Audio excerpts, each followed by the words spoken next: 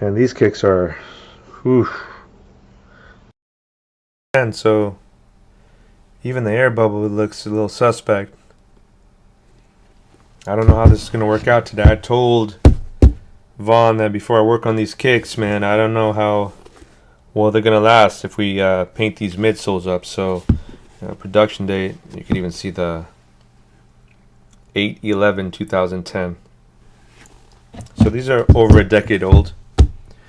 He wants to try to save them. I said, all right, let's, I'll do my best. So let's start with the basics, man. Let's jump into unlacing. You can see the laces are even pretty yellowed, natural wear and tear, right? The usual. Okay, so no sound. Gotta fix that. Am I good now? Can you guys hear? Let me know if you guys can hear me. Let's see. Audio capture. Where's that audio capture at? Okay, you guys can hear me right now? Man, they bad, bro. This one got cut up.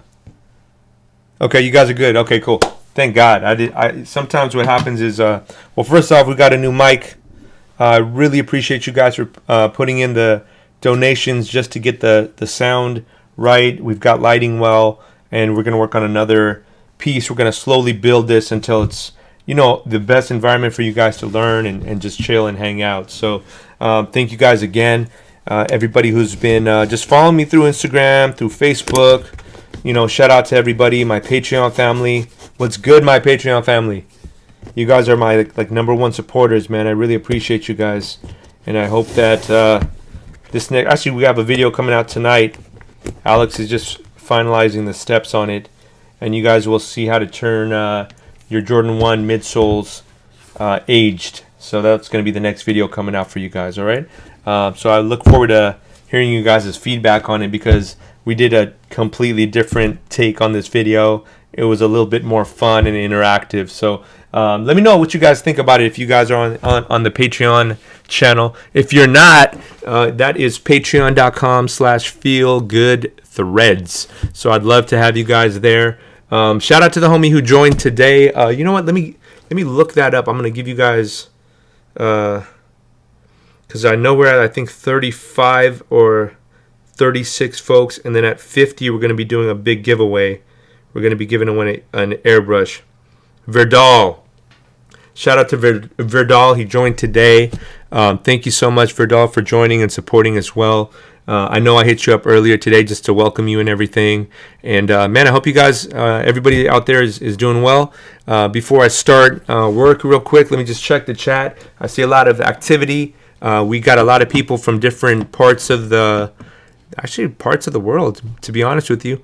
And we've got people from Twitch, from YouTube today, from Facebook.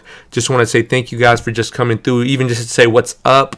Love, hearing your guys' or seeing your guys' responses. I can't say voices right now, but shout out the homie Outcast. Outcast, what's good, homie? Got your 6 in the building.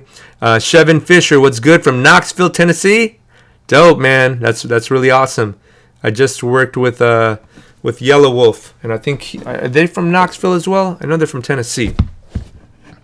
Who else we got in the building? Armani talking about my thumb, my hitchhiker's thumb, double jointed.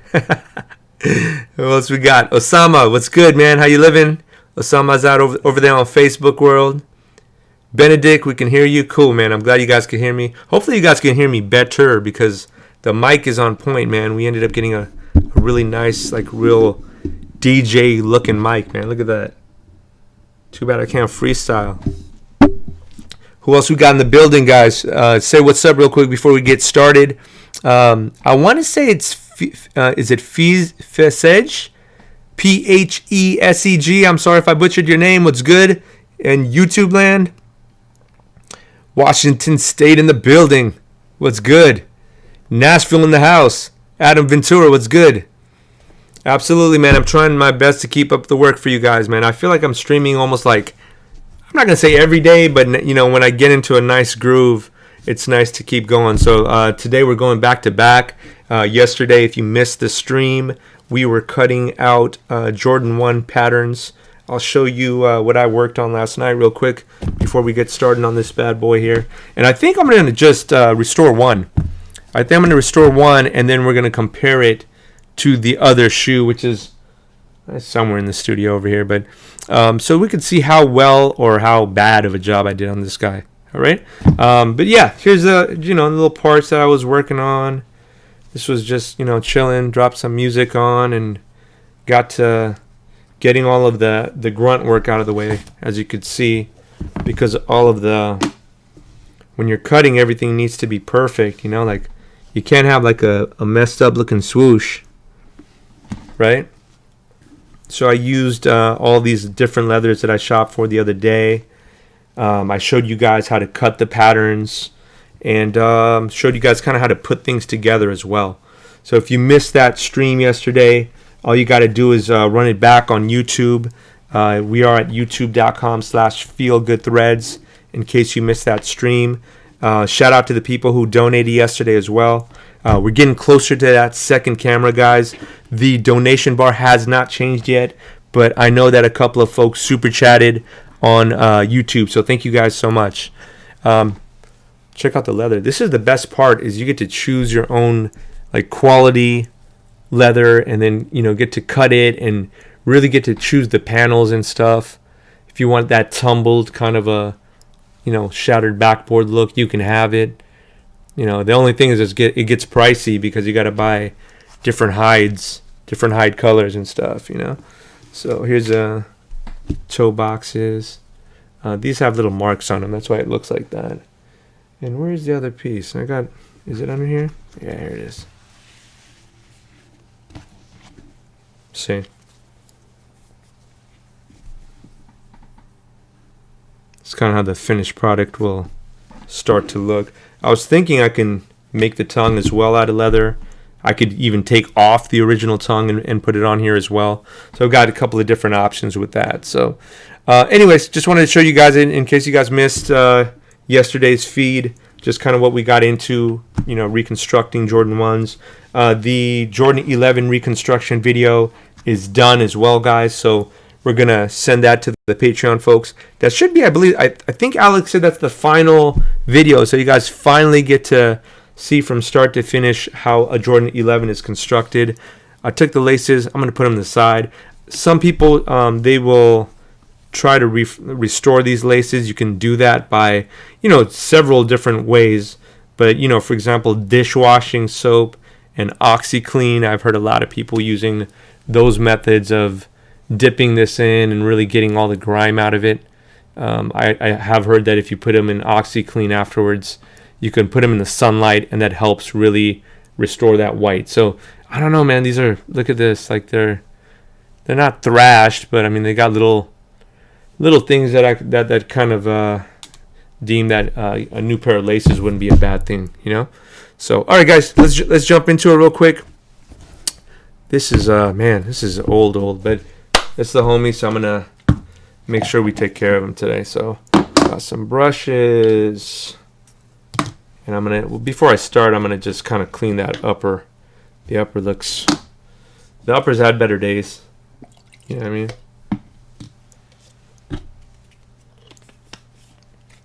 All right, so let me grab a little towel. That never hurts. I had one over here. Here we go. Alright, so I grab a little towel. I like to have the area a little bit, spaced out. Reason being that I can kind of move around a little bit so I don't feel so claustrophobic. What I like to... How many of you guys seen the folks at the mall and the kiosk? Hey boss, come over here, man. Let me clean your shoes up. This is kind of the same thing, right? This is pretty standard. Really getting into the beginning stages of taking off the grime.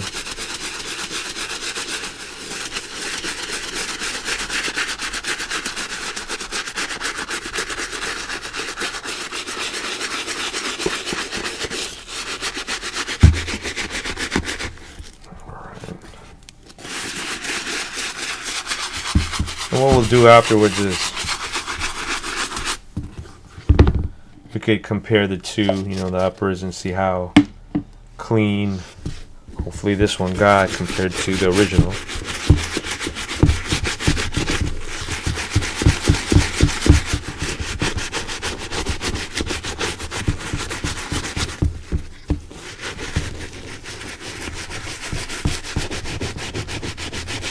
Alright, so that's kind of like the first coat. You guys notice I didn't really jump on that elephant print too much, and the reason why is because I kind of like to keep that for the end. As you're taking all this grime off the shoe, it's not like it just disappears. It's still on the shoe, and so we gotta make sure we clean it off. Alright, so what I like to do is once I get that first initial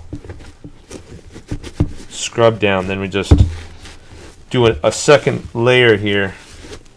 And this is just how I do it. Everybody does it a little different, but I like to just make sure that that's all cleaned off a little bit.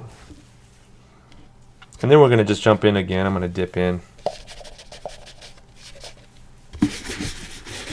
Not applying like a crazy amount of pressure or anything either, guys. Just enough where I can... It's almost like you're brushing your teeth, right?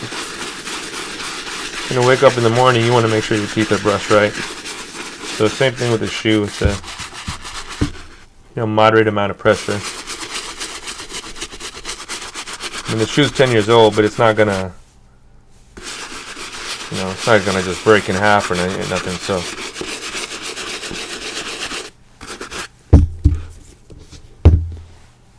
Seven, yo, I appreciate that, homie. I absolutely appreciate that, dude. Man, I think I started on YouTube. See, are you on YouTube? Yeah. Chev, you're on YouTube, right? 2016, I think, is when I started. 2015, 2016. So it's been about 5-6 years. Crazy, right? Time flies. All right, y'all. So same thing. Let's just give it a quick scrub down a little bit.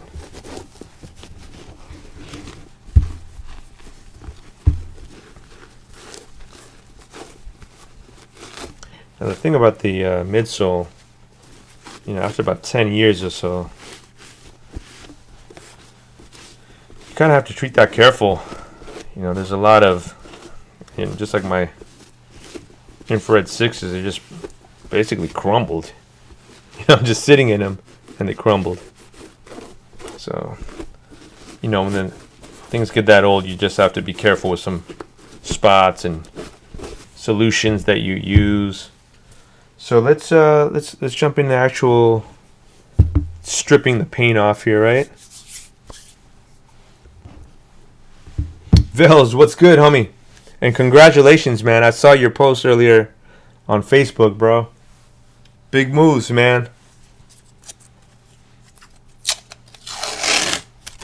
It's hard work, man. I'm sure you deserve everything. And you notice that I don't really like to use tape a lot because it, to me it kind of covers spots that I should be kind of really paying attention to, because this little corner, you see how the tape's not even sticking? So I may just be real careful with this, and I might just go in with like a Q-tip just in that section there. All right, so let me grab some cotton balls.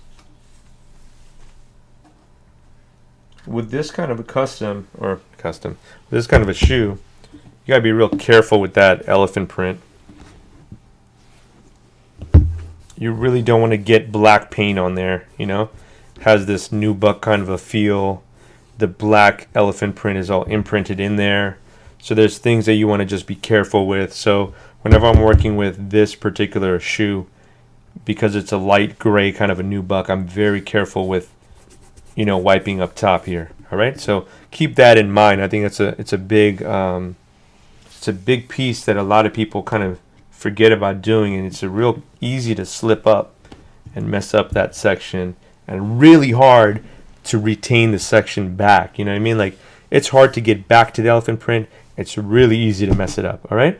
So let's get some, my usual tools that I use to strip stuff. Q-tips. I think I've got some cotton balls here. And today I'm going to just grab some Prepare and Deglazer.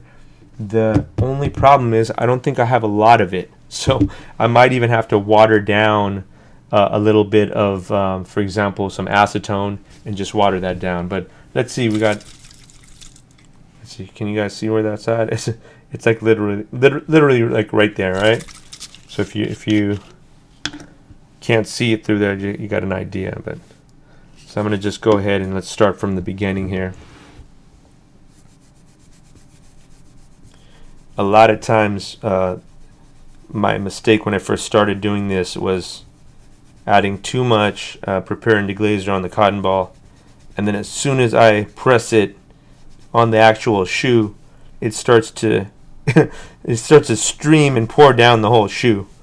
And so now I learned, like, you don't need a ton of Prepare and Deglazer. You just want enough where you're working on this section, you just need that much. Don't dip a lot of Prepare and Deglazer.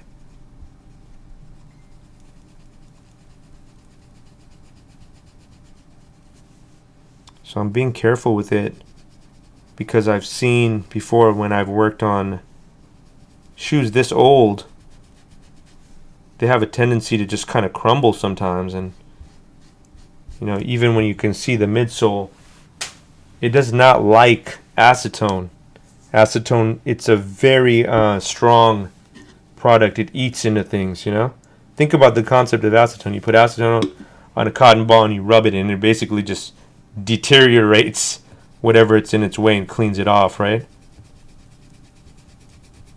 So that's why I'm going with the Prepare and Deglazer, because it's more of like a watered down version of acetone. I've also worked on Jordan 4s before that are old, and sometimes when you take off this midsole, if you're pressing too hard, if you're being too aggressive, then the midsole will start to pit. And so if you're wondering what I mean by that, I mean it'll have like how you have potholes in the road? It'll have potholes. And so you gotta be real careful with older model shoes if you're going to try to restore them. Heck, half the time you got to even consider maybe you should just do a sole swap on it, because it's that old already. Who knows how much longer the shelf life is on these. But some people, they restore their shoes just to have them on a display rack, right? So that works too.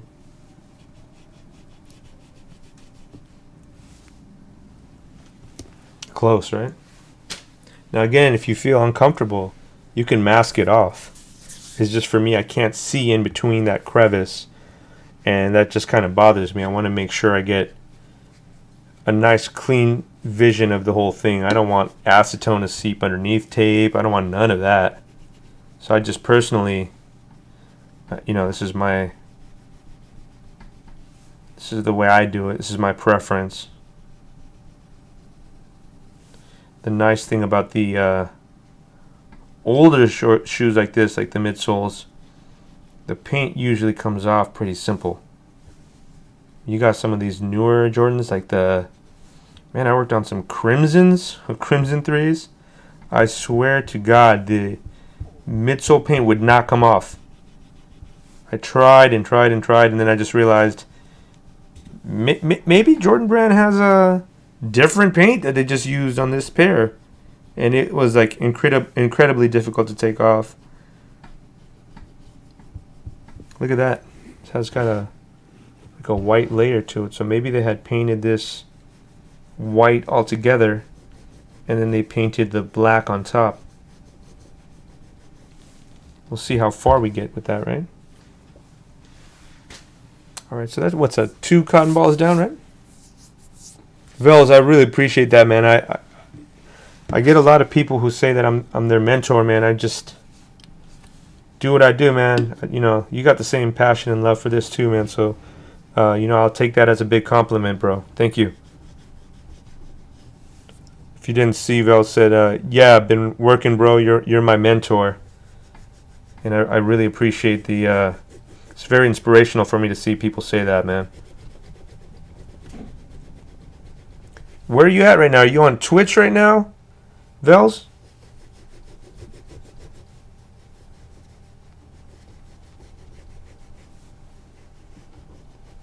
Y'all notice that I'm really trying to keep this shoe steady. I don't want it to move a lot.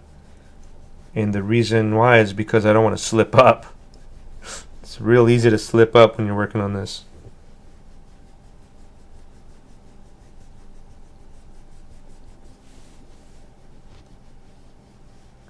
So ideally this is as high as I'll go with the cotton balls. I won't go much higher than this. Because if I try to squeeze that little quarter of an inch and try to get a little bit more, I might hit that cement print, and we're definitely not trying to do that. Alright, so that's 3 cotton balls down, and I'm starting to run out of this stuff, y'all. Ooh. Alright, well, let's take a deep breath and hope this isn't too strong, right? Alright guys, jumping into acetone, and because I'm just running out of the deglazer, so I'm just going to make sure I'm not pressing too hard, and I'm really paying attention to how fast this comes off.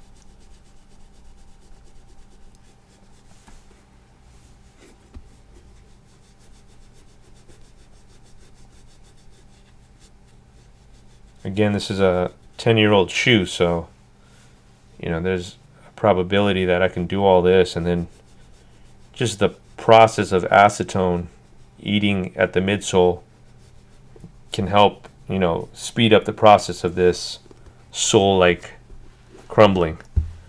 And so I'm trying, just to add enough to take off the top coat here. Not enough to really let the midsole like absorb all that extra acetone. You see? It's always a good idea just to go a little bit at a time. Think about acetone like it's like sandpaper. You want to sand off that top coat, okay? Right now, let's see, I ran out of cotton balls here. Let me grab some more. All right. I got him. What's good, man? You're back, bro. How's life? All right, hopefully these aren't my 99-cent. Because I bought them from the 99-cent store, and they are terrible, dude. And the worst part is I keep forgetting to throw them away. So we'll check it out with this first one here. But they just fray everywhere. There's just a bunch of threads everywhere after I finish. So we'll find out now how this goes. Any of you guys restoration artists out there, let me know. How many times have you guys worked on a shoe like a Jordan 3, restoring it? It's not an easy shoe to work on. It has like a lot of simple curves and edges, but there's a lot more to it. They're notorious for cracking right here. That little section there is, for some reason, they made it like a really weak point in the Jordan 3 and the 4. So obviously this one came first. So whatever they did, they didn't really, they didn't really tweak the Jordan sole that much. And I'm sure it was probably because they made the shoes and they're trying to sell the shoes. They're not worried about what's going to happen to them in 3 or 4 or 10 years. They're just trying to sell you some shoes. So I don't think that was really their intention to make them look bad or nothing.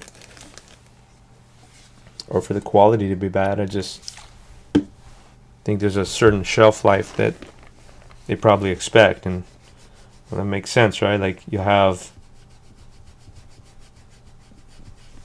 a re-release every 5 to 7 years, right, of a shoe.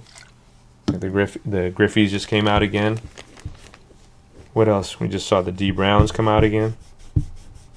Bunch of retro releases.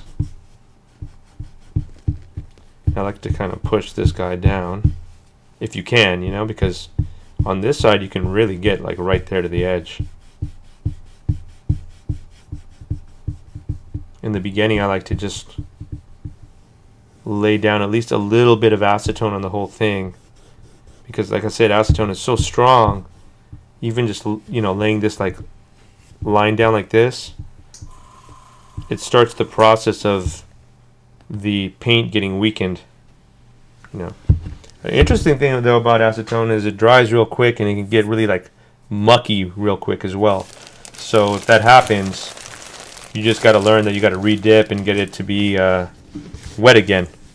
The more wet you have the acetone, it'll form back into more of a liquidy substance. So if you see it getting all, you know, mucky, like a bunch of crumbs and stuff, you can still wipe all that stuff down. It's just you gotta be quick with it, you know.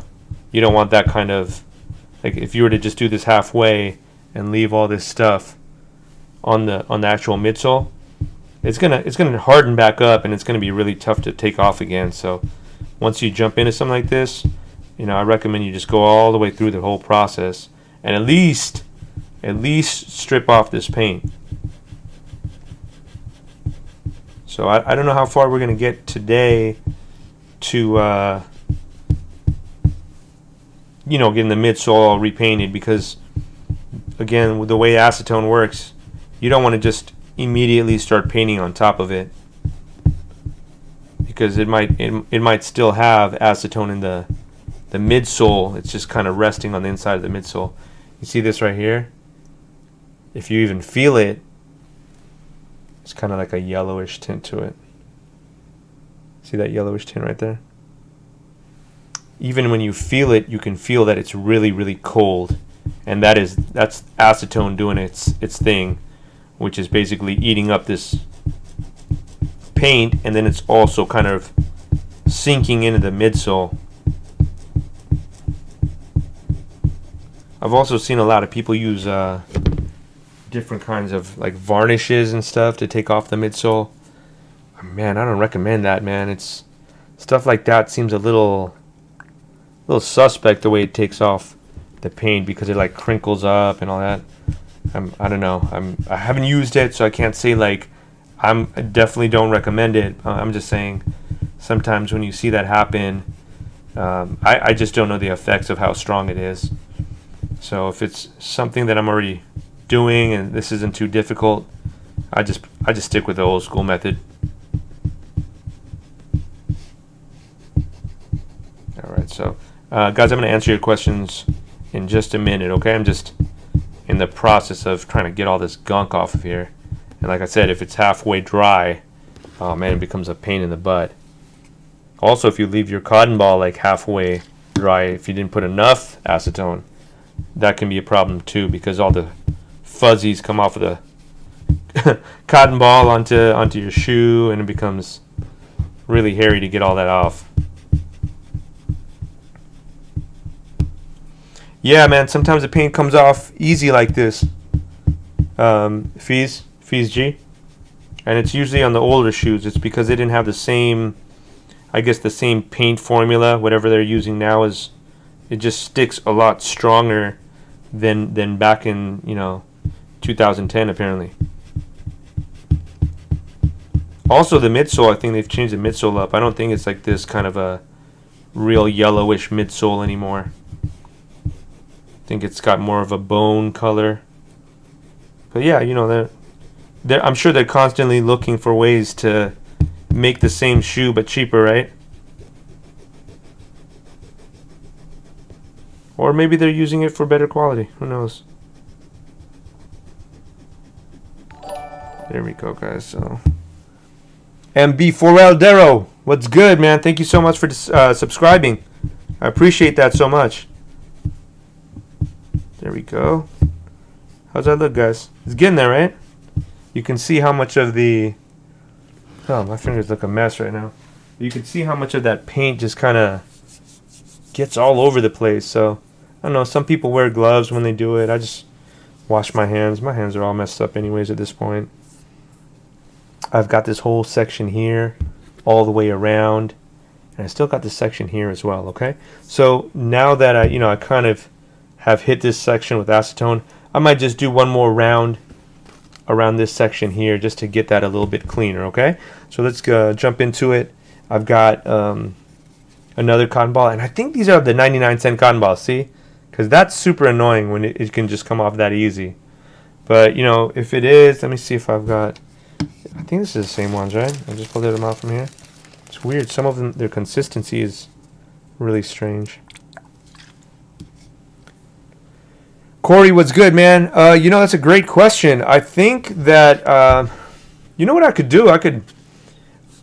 Let's take a vote. What do you guys want me to do? Do you guys want me to hand paint this, or would you guys prefer that I airbrush it? I mean, I could go either way on it. I just don't know if I'll finish if I hand paint it. That's the only issue. Because I know that if you are hand painting white, it takes a while. Kind of sucks. White doesn't coat very well for some reason.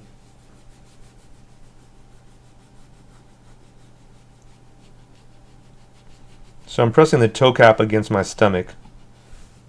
That really helps when you have a beer belly. But yeah, it just kind of stabilizes the whole shoe too, so.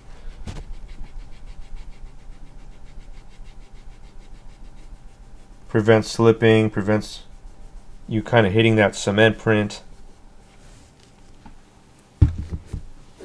I don't feel like that white's really moving. So I don't want to, you know, I don't want to, how do you say it? I don't want to press it. I don't want to go too aggressive on it. But I'm just going to give it a couple of more swipes and see what happens. Yeah, it's coming off. I could see the outer ring here starting to crinkle off. So we got to get all the way down. So you can understand why doing a restoration on a 3 is not that easy, because the whole time you're battling not hitting that cement print, and that can be a challenge, you know, especially if you're not careful. Alright, so let's get into this little section here. Guys, again, so sorry for not answering all your questions. I'm trying to look up and see what you guys are talking about as well. But when I've got this semi-dry kind of acetone, sucks, dude. It's just like a bunch of little crinkles. And if it dries on the midsole again, then it gets to become a pain in the butt to take it off again. See?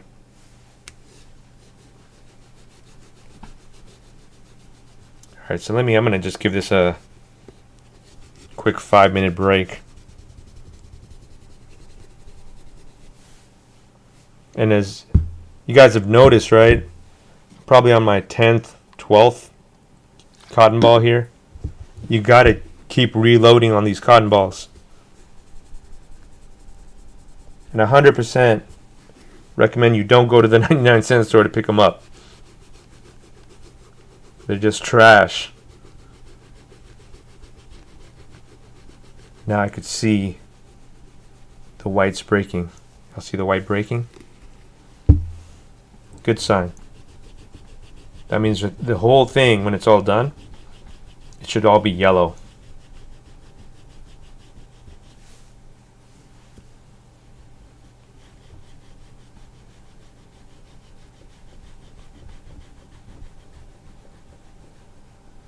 I'm just very careful, because once I get to the yellow, I don't want to keep throwing acetone on it. You keep putting acetone on it, you're just going to keep loading that midsole with more and more acetone. It's going to weaken the interior of it.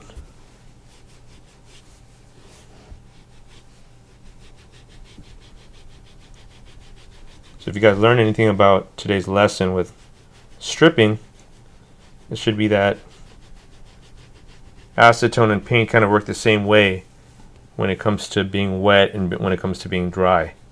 So if it's starting to dry up, you can just add more paint on top of it, and the paint will start to become liquidy again. Believe it or not, you're watering it down. Same thing with this here. If you start to see the acetone is starting to dry up and you see all these paint chips, you know, you can just apply more acetone on top of it and it'll again dissolve it.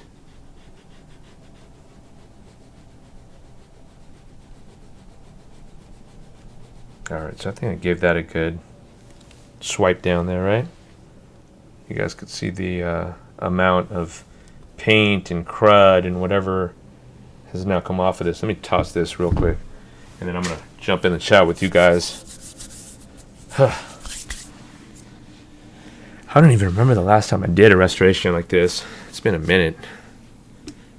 Honestly, guys, it's not my thing, man. I don't like to do restorations, but you know, learning to do customs, restorations is just like part of the foundation of it. So, you know, the more you become better at restoring sneakers like this, like to get them to look like a factory shoe, the better you'll become in customs as well. They go hand in hand.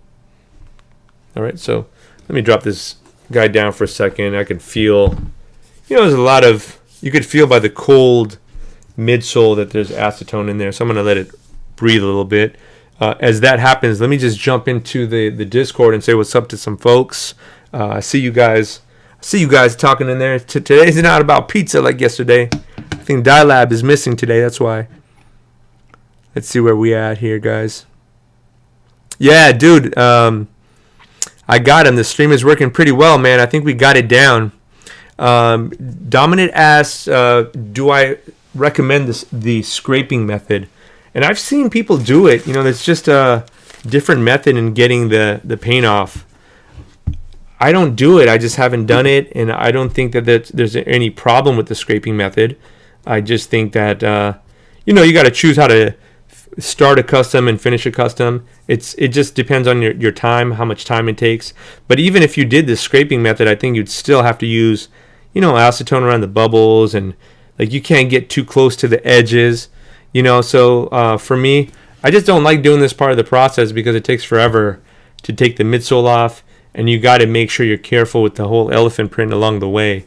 So kind of stressful, like let's say I dab, this with a little bit of black. It's almost like, do I have to pay for the shoe now? Or, I don't want to be in that position. So it's one of the reasons why I don't like to take older shoes and refurbish them anymore. And then the midsoles being an issue too. So that's a great question, man. Dominic, that's a great question. Corey King asked if I'm going to airbrush or hand paint them. My recommendation, if you can do it, is to airbrush it. And some people will say hand paint it too. You can hand paint it as well. Just takes a while to get the white coat to lay out really nicely. I know De Jesus, Dylan always recommends doing like a mist. Mist is, let's see if I have a mist here. Is this mist? It's like a light gray, like a mist. And that supposedly coats a little bit stronger than white would, and then you coat it with white. So that might be a good way to coat it if you're doing it hand painted. Another thing too, guys, that you want to remember, that whenever you're painting this, you don't just paint it by itself, okay? A couple of other things that I use besides, paint is, do we have this here? GAC 200. So you're going to need that. Where's that GAC at? That was in the GAC. Well, I got GAC 200 somewhere around here.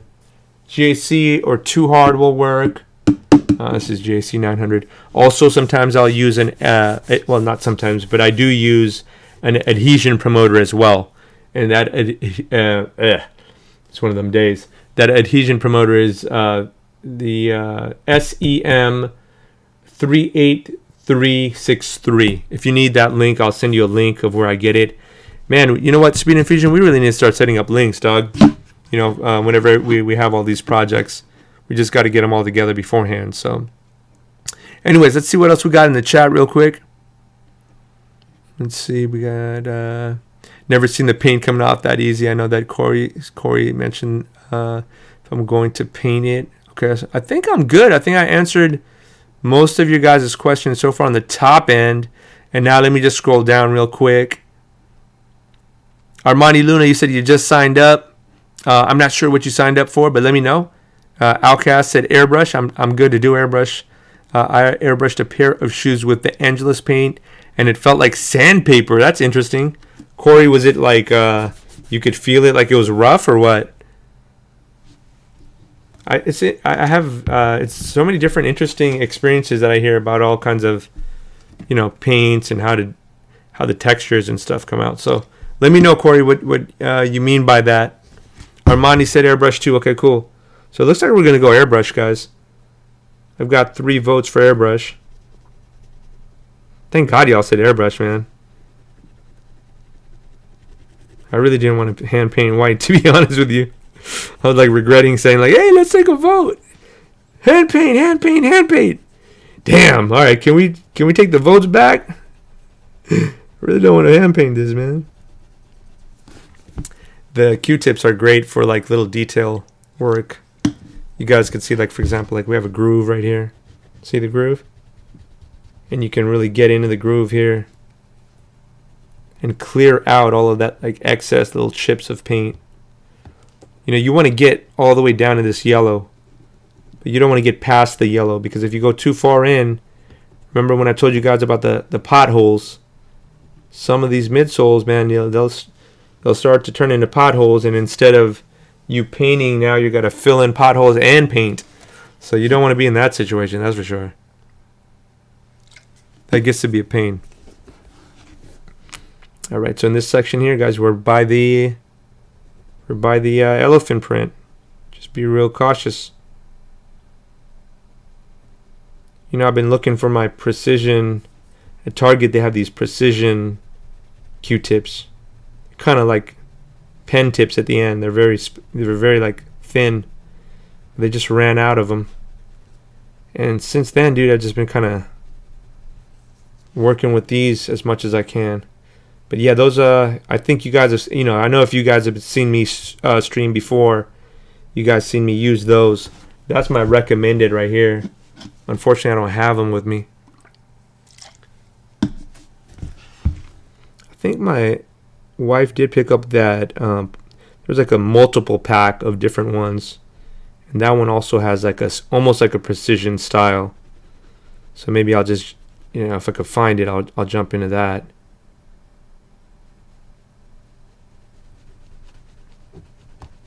As I'm going through with the Q-tip, I'm also rotating it. That usually helps kind of sweep up any little small remnants of paint.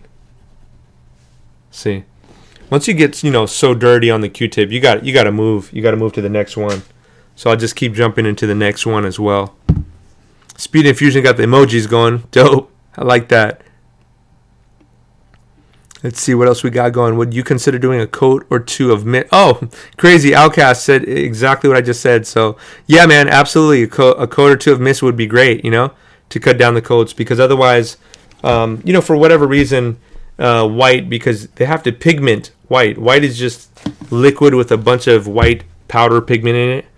You know, they try their best to get it to be solid and opaque, but, you know, it's still going to take coats. It's one of the harder coats for you to like really fully get into until you get like 6 or 7 coats in. So I think what Dylan said is a great, you know, remedy for you sitting around and doing a million coats. Instead, you can just cut the time out, and you're not compromising quality either. You know, it's more of like a transition. So like, for example, like, you know, some people ask like, can you paint like darker color suede into a lighter color suede? I've heard you can paint, or not paint, but you can dye it light gray, and then on top of that light gray, that transition, you can then do a lighter color, you know? So, yeah, I mean, that's the same, you know, kind of concept. Cutting down coats is always a good thing. You know, ideally, you want to have maybe like 3 or 4 coats of paint, and you should be done. You don't need no more than that. And it starts to become overkill.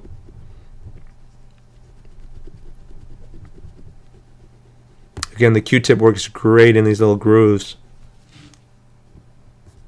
I've worked on 3s so many times, I know where all the grooves are at.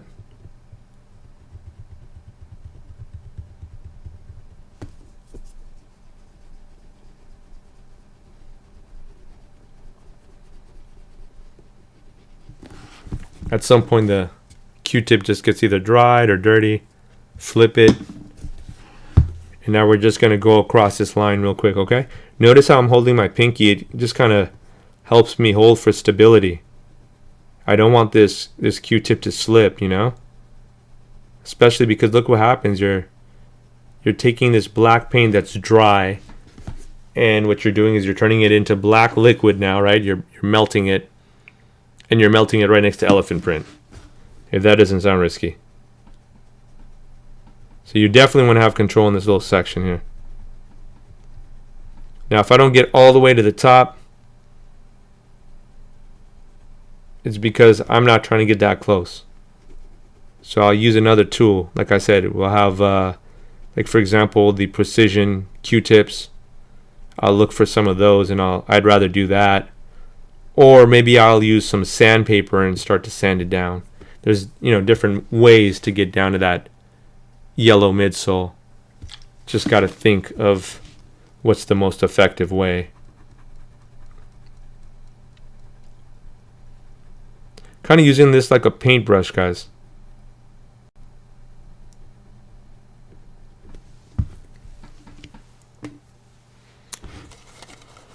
All right.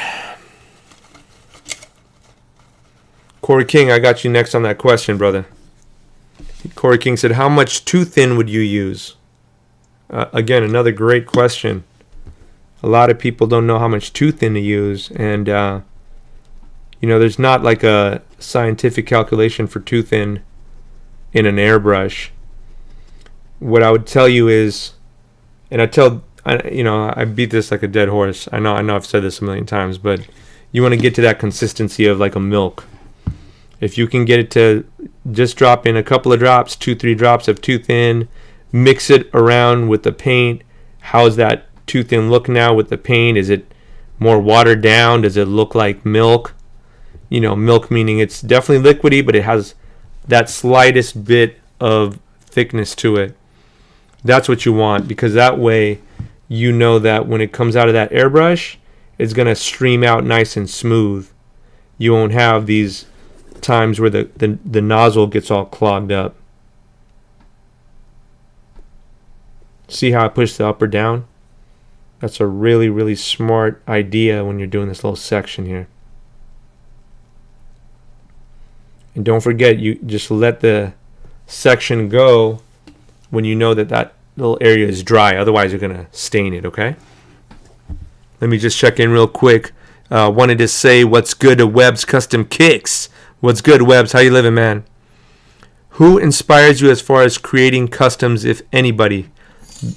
That's a great question. Oh, man, Webbs. Come on, dog. Oh, man. Webb's Custom Kicks, dog. Donated another 30, man.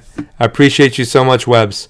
Webbs is one of the Page Channel family, but, man, this dude's been here like day one, man. I appreciate you so much, Quan. Thank you again. But, yeah, man, inspiration. There's so many artists that inspire me, man. I've got a lot. I usually break them down more into like categories, because there's so many different ways that you can customize shoes. Like, for example, if it's realism, then it's Just Win Customs. The dude is just, I don't even know how he paints the way he paints. You know what I mean? Like, I try to paint as well as I can to make things and portraits look as real as possible, but man, the dude can even do like a bandana print with the shadow underneath it, and it looks crazy real. You know what I mean? Then who else will we have? Like if you had to ask me like overall who's one of the most influential people, it would probably be Mosh Customs. The reason why is because he's like an OG in the game, but whenever he hits with a custom, it's always creative. The complete finalized look is always on point. Like, he never has a miss. But more importantly, like, he's been doing it for a long time, and he's gotten to that point where he's doing it for celebrities and really influential people, and that's my goal, is to get to that point. So I would definitely include Dan in there. Shoe Surgeon, when it comes to reconstructions. I love Shoe Surgeon. I just has some amazing ideas. I followed him since before he had under 100,000 followers. So I've seen his growth, you know. So that inspires me a lot because he's you know, some people will say he's the best reconstruction artist in the game right now. And again, you know, the dude rarely has any idea that I've seen that doesn't sell out. So like, you know, he's definitely somebody that's up there, and I want to get to that, you know, skill level of reconstruction like he does. So that's 3. How's that? Was that a good set? How many of you guys have even heard of the 3 people I mentioned right now? Who did I mention? I mentioned Dan, Mosh Customs. I mentioned Shoe Surgeon, and I mentioned Just Win Customs. You guys familiar with those guys? Do you guys follow them? Yeah, and I threw 3 people's names out there that I feel like they, you know, they all do the exact same thing I do, where it comes to working on shoes, but they do them in such a different and artful manner. So I take inspiration from that, you know. I think there's a lot of room for a lot of artists to grow right now. This is just now starting, and I feel like there's a potential for a lot of people to blow up, but either they haven't been exposed to this yet enough, and they haven't had the experience, or they haven't just had that one hit, that one viral shoe that's going to make them go out all out and, you know, become a top customizer. So is that you? We'll see, right? Takes a lot of dedication and experience to learn how to do stuff.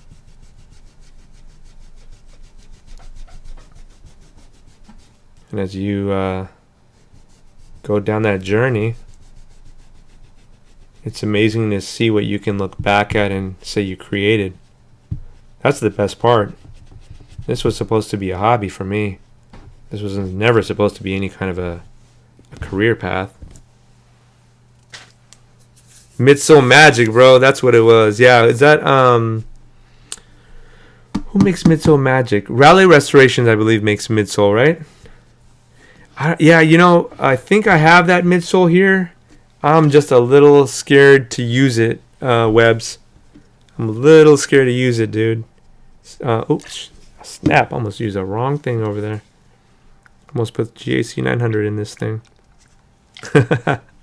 Yeah, Webs, have you used the Midsole Magic before? That's the one that I mentioned earlier.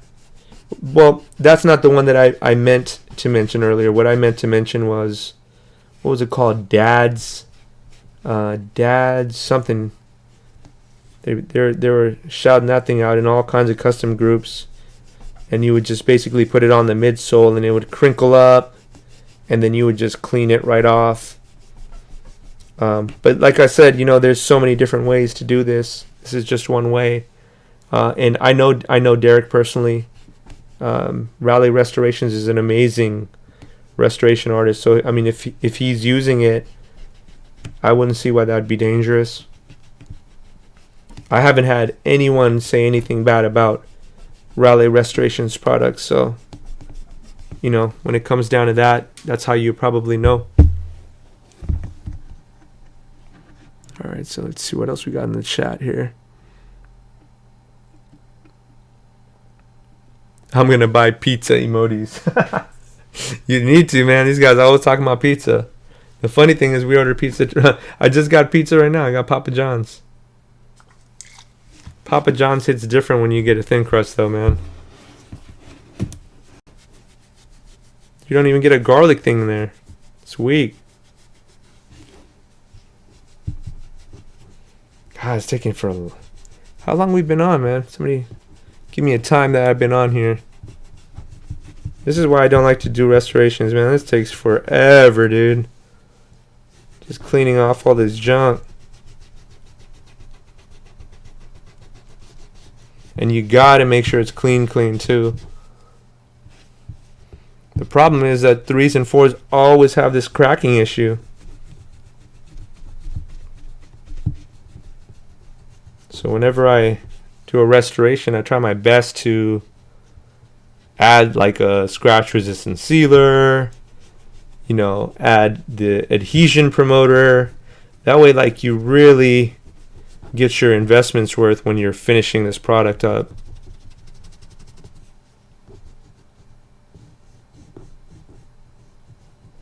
All right. Woo, man. This is tedious, man.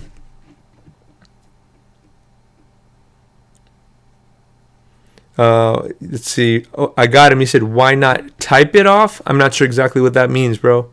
Let me know. Was that a typo when you said why not type? Oh, why not tape it off? I think you might have missed earlier when I tried to tape it off. The tape was just falling off. And that makes me like, And then tape always hides, you know, little grooves and stuff. So for me, I don't know. I'm just not a tape dude. You're more than welcome to use tape. That's not what I'm saying. You know, it's everyone's preference is different on that. I just try to do it where I can see what's going on throughout the whole project. Makes me feel a little bit more confident. I've had times where like I've taped things off and then I didn't see that acetone had leaked underneath it, and then it affects the paint underneath it. So I don't even want to go through all that drama. I just do it the way I'm comfortable with. But I've seen a lot of people tape off, man. I feel like taping off is like the norm, you know what I mean? Webb's Custom Kicks said, I hate restorations except midsole paint and unyellowing. You like doing this, dude? I hate doing this. The worst part is he told me he has another pair. I'm like, oh, God.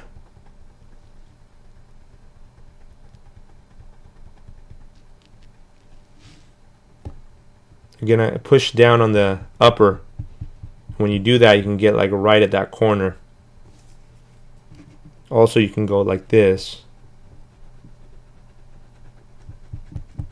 The acetone, basically, I use it almost like sandpaper again.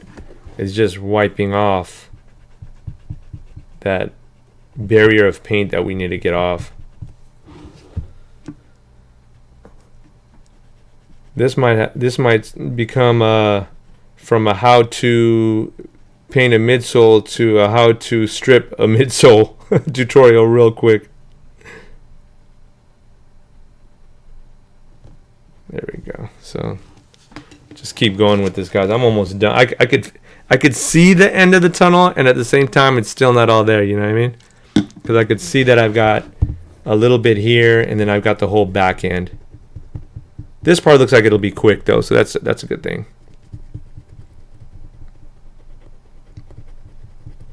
Sometimes, too, what I'll do is I'll, you know, because I know I'm going to be working on the back end, I'll grab a little bit of acetone, and I'll let it kind of soak into that section there. So as soon as I get to it, at least something is already working on it.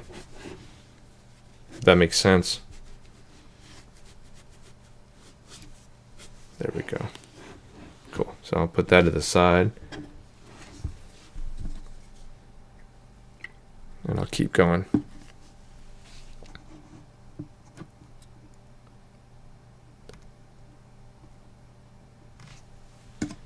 Oh, stay. Cool. All right, so let me just jump into this little small section here. I don't know, how do you guys do this? How do you guys strip off this paint? I know probably a couple of you guys have different methods here. We've already talked about it. One of the subscribers said, why not scrape the paint off? Webb's Custom Kick said to use Raleigh restoration stuff. Midsole Magic. It's another alternative to this. What do you guys use? That's how you know I'm old school, because I don't do this enough to really know if there's a time difference. Is one easier than the other ones?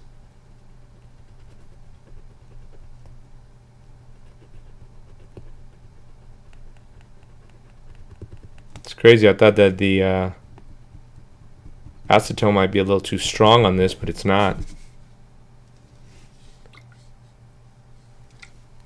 Ooh, dropped a little bit of that acetone. Let's get it.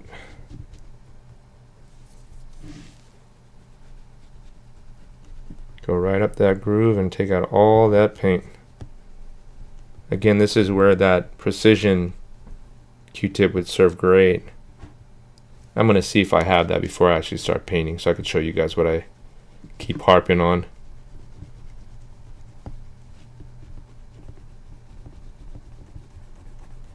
Whew, almost there, almost there, almost there. Let me give that a quick second to do what it's got to do, y'all. Oh, Patreon, man. Thank you, Armani. I appreciate you for joining, doggy. I feel like, man, it's been a minute, bro. I think you were kind of going back and forth on joining us on Patreon, man. So, so happy to have you on board, homie. I think you know a lot of the family already here. You got Webb's Custom Kicks. I know you know Graham, the Dye Lab. So it's great to have you on board, man. I appreciate you. And hopefully, by the way, we're going to have another giveaway. I know I told you at 50, but I'm going to do one at probably at 40 as well. Just kind of a warm-up for a bigger giveaway for 50. All right, guys, I'm going to stand up here because I can't be sitting down for this long. Oh, jeez. That's old man business right there. When you got to make noises when you get up. All right. Now I'm just, applying a little bit of pressure. I want to get to getting the actual paint and tape ready. Man, these it's weird because some of the paint came off pretty simple, and then the other paint's like, nah, I'm gonna give you a hard time today. I gotta put that away because I keep mistaking that one. Yeah. Again, guys, you want to get it right in the point where when you lay this acetone down, it's not drizzling all over the place. It's just enough where you can see that it's concentrating on the area you're pressing on. See, like I'm pressing hard and you don't see any acetone falling off of it.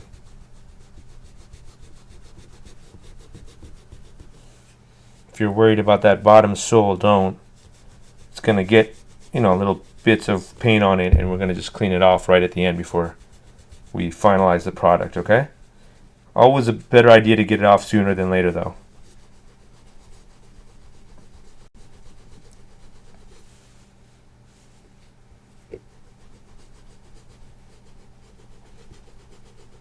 Oh, the end of the road. Alright, so now here, I could just kind of straddle right at that edge. You really want to try to get at that edge.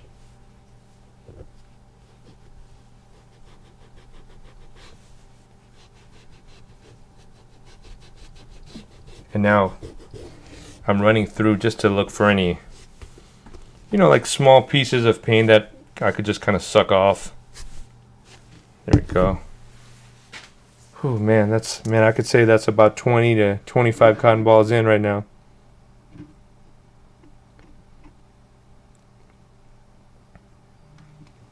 Oh, that's a good point. I got him. Speed Infusion, make it command exclamation donate, homie.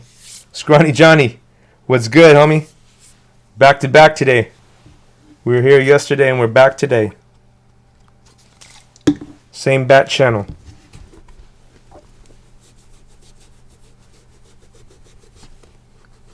Scrawny, I need to get back to you, dude. My bad, man. I know I said I was going to hit you up yesterday, but I think you know that we're having some issues with the website. People couldn't log in, and they're trying to order stuff, so I had to take care of that. I was on there.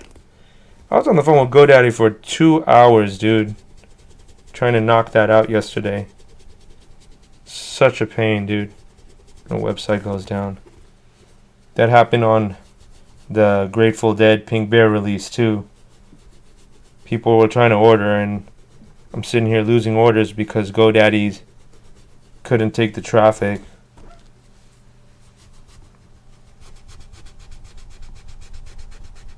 enough of me harping about that.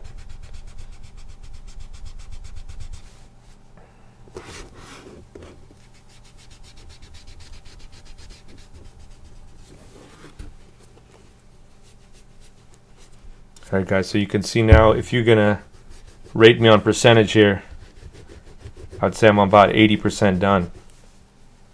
And I say 80 because there's still a lot of little like paint particles everywhere. You got to make sure all that stuff is cleaned off. See, the thing about, if we're going to airbrush this today, the whole surface has to be nice and smooth. Alright, cool. So let's see what else we got here.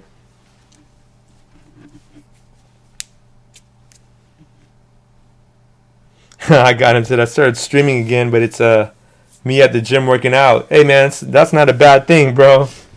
Hell, at least you're probably in shape after this whole quarantine thing is over. You know, it's a positive look. Again, shout out Webb's Custom Kicks, man. I appreciate the tip from earlier. The next item we're gonna get is a secondary camera. To focus a little bit more closer on these fine details. So I can't wait to get that one in. Hopefully help you guys out a little bit more in a different visual, you know?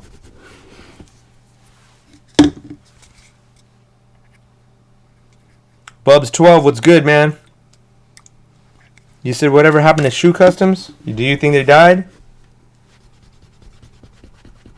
I'm not having any issues with that. I need to find more people right now, actually.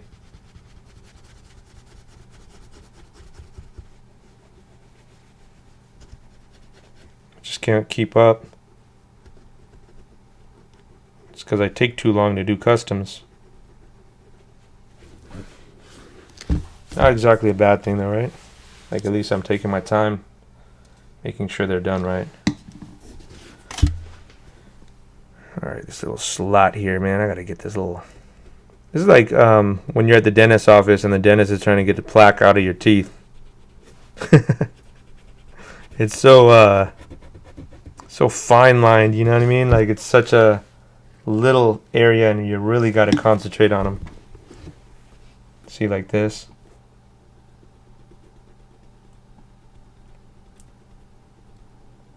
Gotta sit here and just really... I'm gonna go ahead and press this down. I'm kind of lucky because this thing has a little bit of sole separation there. It's giving me a little leeway. What's nice about the Q-tips too is it will suck up most of the little paint particles here. So after I get the majority of these done, you know, you can go through with a Q-tip and just pick up like a vacuum almost any of these little dust particles. Alright, so we're getting to that point where I want to start taping stuff off. And what's nice, I think, is this area is pretty much done. I want to start getting the majority of this off and then masking so we could at least get a couple layers down. You know, I want to start this at least today, and then if we got to end tomorrow, we can then compare the older shoe, the second side.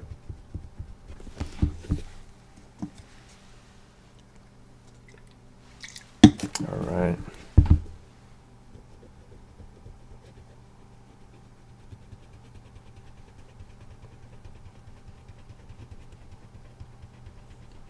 Now I'm really trying not to get any acetone in between the two panels here, okay? Right in this little section here. You don't want to get acetone in there. You get acetone in there, you're basically separating the sole. Speaking of separating soles, we just did a Jordan 1 how to take off your sole, if you guys have seen the new YouTube video. Looks pretty clean.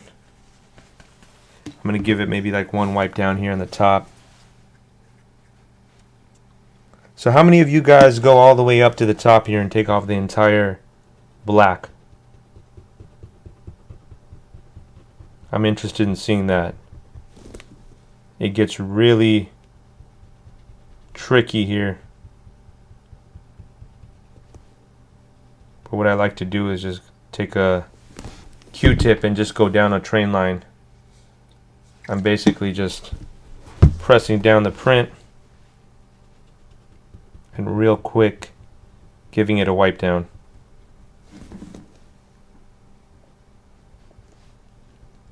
You do that because you want to get to that, edge of the midsole here. But you also do that because you're picking up a bunch of little paint particles that might be dried up.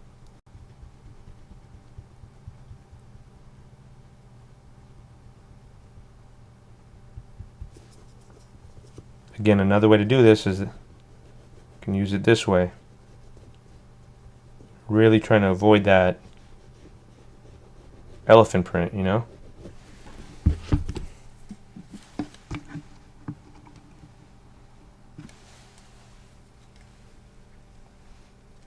Scrawny, I have not seen your Frankenstein 4s, bro. Please tag me. I just saw that comment right now, guys. I'm looking up here at the comments.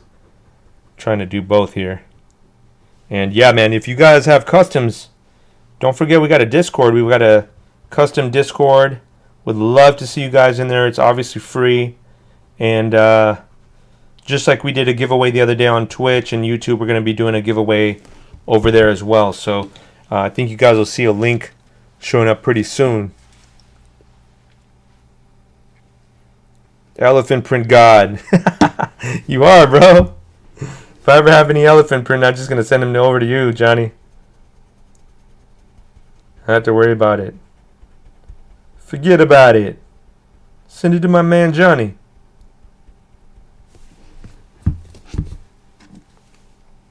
This part gets so cumbersome, man, I swear, but it's got to be done.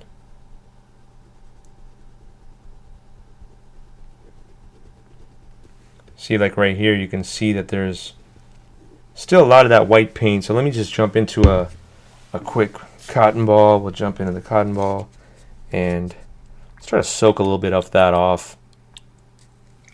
I feel like when it's that thick of a layer, you still gotta get it down a little bit. Guys, my apologies if y'all aren't getting your questions answered right now. As soon as I'm done with this, I'll take a quick look at the chat. I know a lot of you guys have had some really, really good questions today, guys. So I thank you for that, and I think the viewers thank you for that too, because a lot of you guys are quiet, man. You guys sit there and watch, and you don't say anything. And this is your time to, if you have any questions, this is the time to let me know or ask me, so we can discuss it and we can, come up with conclusions together on how to do it the best way we can.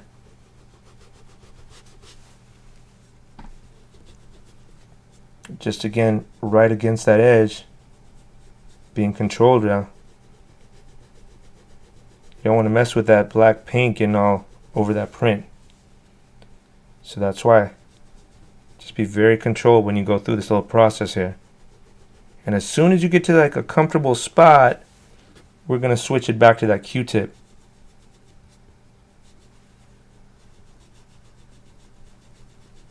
Again, you guys notice I didn't put a lot of acetone. If I put a bunch of acetone and I'm pressing on the acetone here, guess what's going to happen? Gravity's going to push that down onto your elephant print. Now you're throwing acetone all over your elephant print. That's going to be coupled with all this black paint that's coming off. So it's really important that you control how much acetone is on the cotton balls. All right.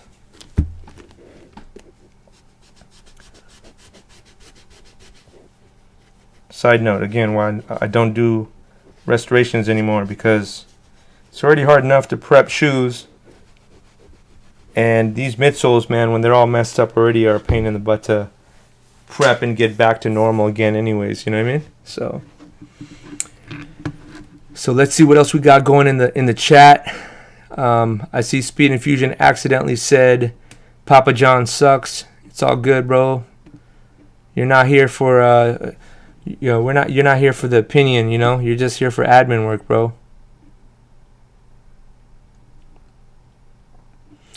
Webb's Custom Kick said 6 years in the game and I'm still one custom away from blowing up. At least I got plenty of work, man. At the end of the day, man, if you have work and you're doing it for the love of doing it, bro, that's really what it boils down to, you know what I mean? And you know, everyone blows up in a different way, man. It doesn't need to be a follower count. You know, it could just be people that know you in the neighborhood or the block, and you know, it's the growth and they see your artistic abilities. You feel me? So don't look at follower count, guys. Just keep going. Just keep grinding. Corey King asked me, have you tried Rally Restoration's Midsole Magic? I saw a video and it takes the midsole pretty quick. You know, I have used it a couple of times. You know, the first time I used it, it didn't crinkle off the way Derek's came off. So then I thought maybe I was just doing it wrong. And then he had mentioned to get like, what's that dishwash thing where it's kind of like a scrub, where it has the kind of like the green bristle brush. He told me to use that and to scrape it off with that thing, and I just never really got down to doing it. So again, no offense or not saying that Derek's stuff doesn't work. It's just I don't have enough experience with it.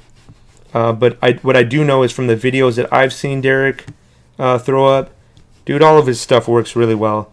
So I don't doubt it, Corey. I wish I could, you know, be a little bit more informative for you on that, but it's, you know, I'm just being honest with you. I'd rather be honest than just, you know, throw some fluff out there. Good question again, though. What else we got in the questions, guys? Anybody else? Webb said I'm about to blow up. Oh, Armani, you said Sneakercraft got you started, bro. Sneakercraft's still doing really well, man. She actually flipped. She's doing all kinds of creative designs with like soaps and stuff like that. So it's just you know, she's still doing her thing. It's just not on shoes anymore.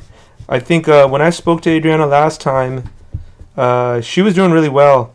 But she was at Angelus, and I think she was doing that on the side, the whole soap stuff. But she did change her name. It's Clean Craft Customs. That is with, I believe, 2 Ks. So Clean being CL, or not CL. I said Clean with the K and then C. It's K Clean, KL, and then Craft is also with the K. So if you want to look her up, bro, she's still there, and you know, she was a big inspiration to me as well.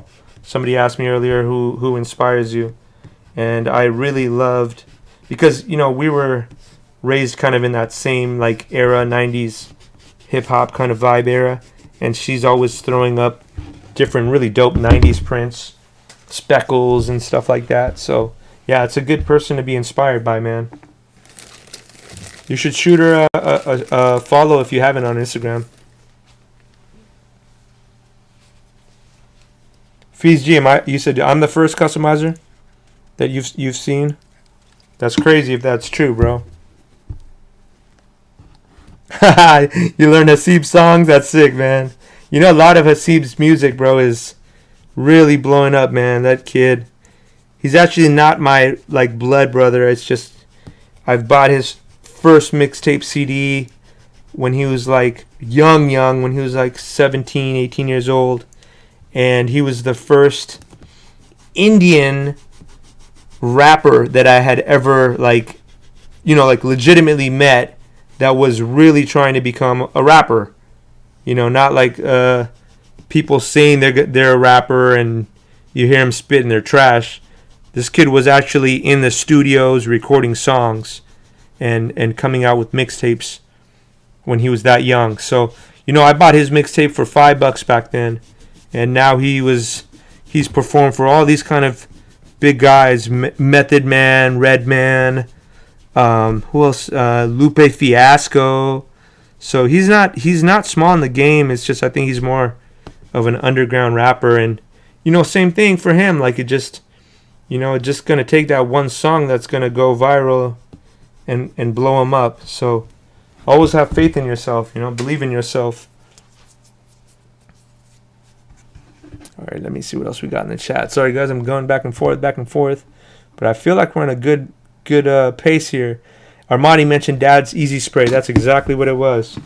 Let me see if I got that in here. I think I do. It's just I never use it. Dad's Easy Spray. Where is it showing at? Here we go. Look at this. Dad's Easy Spray, yo. Paint stain and varnish remover. That was somebody had said, yo, you know, you can use that, and I don't know, I never really got into doing it. I have it, and I still prefer to do this method. Again, this was an older shoe too, guys, so it's just, you know, you got to be real cautious with these older shoes.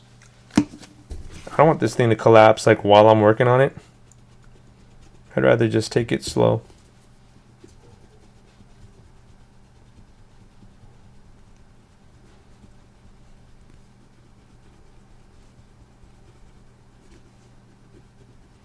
Midsole pricing. I wonder how much do you guys charge to do something like this? This takes, I mean, for me, this is probably going to take me about 3 or 4 hours to do. Man, maybe this one shoe is going to take me like 3 hours to do, and I haven't even gotten to the second shoe yet.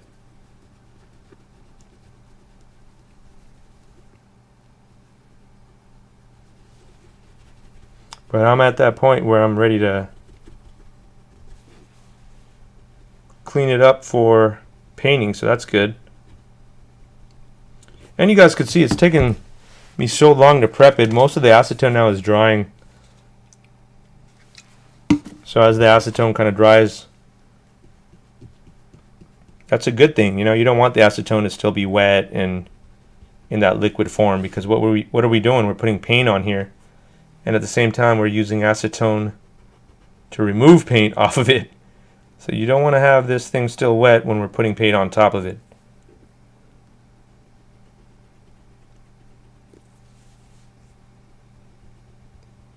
This is like a game of chicken. How close can you get without falling into the elephant print? All right. How are we looking, guys? Is this pretty close to where you guys are at usually when you do a midsole? Do you guys do much more than this? Do you do less? See, all this section here is just a bunch of dried up paint. All of it needs to come off. It needs to be all stripped off. If you don't, what's going to end up happening is you're going to just basically paint over it. And just like one of the guys, I think it was Corey actually, he said he airbrushed it and it looked like sandpaper almost. And so that's what this is going to look like. It's going to have a texture to it. If you don't want that texture, really run through and take off all of this little remaining paint particles.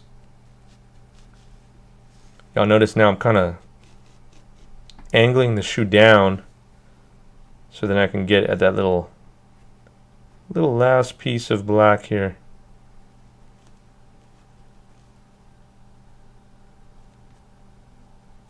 All right. So we're gonna paint white all the way through. Right. And you guys notice that when they painted this midsole, what they ended up doing was they also painted this white as well. So really up to you guys how you want to mask this guy off. You know, there's two different ways to mask it. One way is you just mask the whole thing off, and then you just shoot white in the sections that you need. Or you can mask it off and then mask the black section off as well. You know, that really just boils down to your preference on how you want to do it. Either way, this back section is going to have to be black, all right? So keep that in mind. The first way that I mentioned looks like the way that Nike did it was they just painted the whole thing white, and then after that was done, then they painted the second part black. So I might just run with some like similar to that. Right now I'm just finalizing and taking off any remaining pieces of junk that we don't need.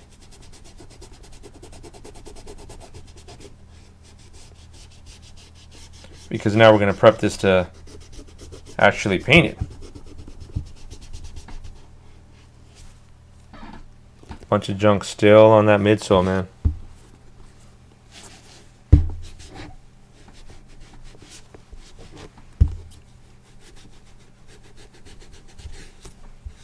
Man, I don't know how many of you guys are restoration artists, but man, props to you, man. I wouldn't be able to do this every day. It's just like once in a while kind of a thing for me. I'm just too enamored in trying to create. And so it's just difficult to balance the two, right? Of trying to restore, trying to create.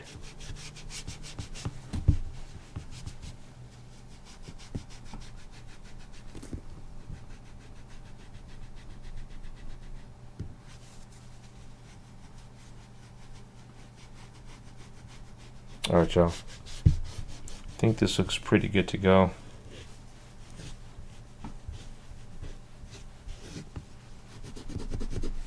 See some paint down here. This is how you take off the paint too. If you don't want it on your actual outsole, you can use just regular acetone. Just take that all off. So good idea to just do it now. You don't want to have like little bit, particles like that all over the spots. So let's just go ahead and take that off real quick, and then we're gonna go ahead and and tape stuff off because you guys said airbrush, right? Oh no, I'm losing acetone. It's like the last section of acetone I got too. I gotta refill it. It's not a big deal. I've got more acetone. I just like using it in that little spout. It just works really well.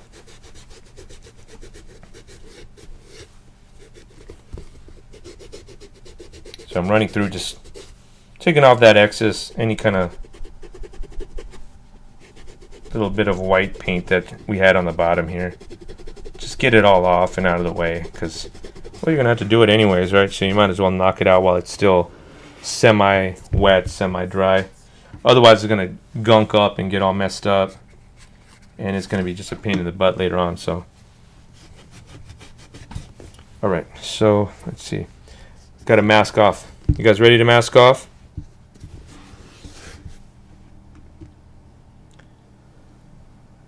Oh man, how long y'all been on? I think we got on a little while ago, bro. I honestly don't even know because we changed the whole setup, Webs. I don't have the same setup that we did last time. You know what I mean? Let's see, we got some more folks in the building. My snap. Oh man, Webs, your snap maker came in. Homie Webs came up on this 3D machine, man. Can't wait to see what you do with that, bro. Have you started looking into how it works? I'm sure it's all kinds of, you got to put it together and stuff, and it'll be interesting to see what you come up with, man. You're a creative dude. Let me show you guys where I'm at here. You can even see here, it almost looks translucent. So you don't want to get too far. You just want to get the majority of the paint off there. All right, that's a good strip, I would say. The inside, you guys can see the bubbles a little messed up. I'll save the inside for later, but in general, what I do is same thing because I'm out of acetone here. But what I'll do is I'll put some on here and we'll just clean off the insides. Today I don't have. Well, you know what? Let me just fill a little acetone. I think I got it right here.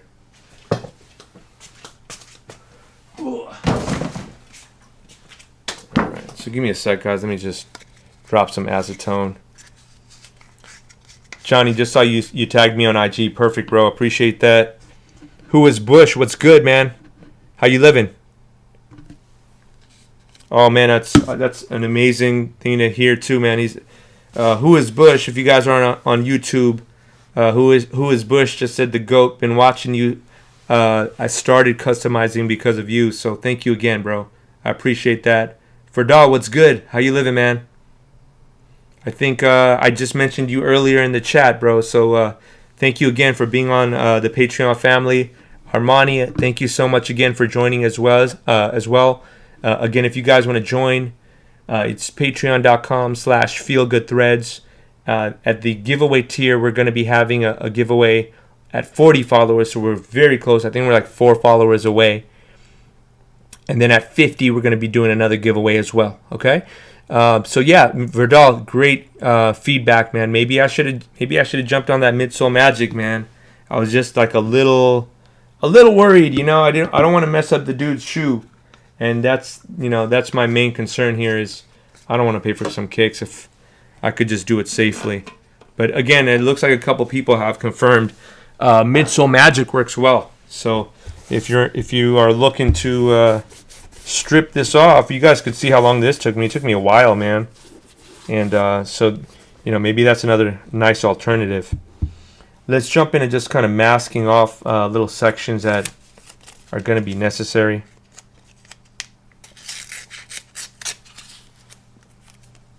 Just kind of ghetto, I know. But I'm going to look for any spots here that I can get a little bit of a break.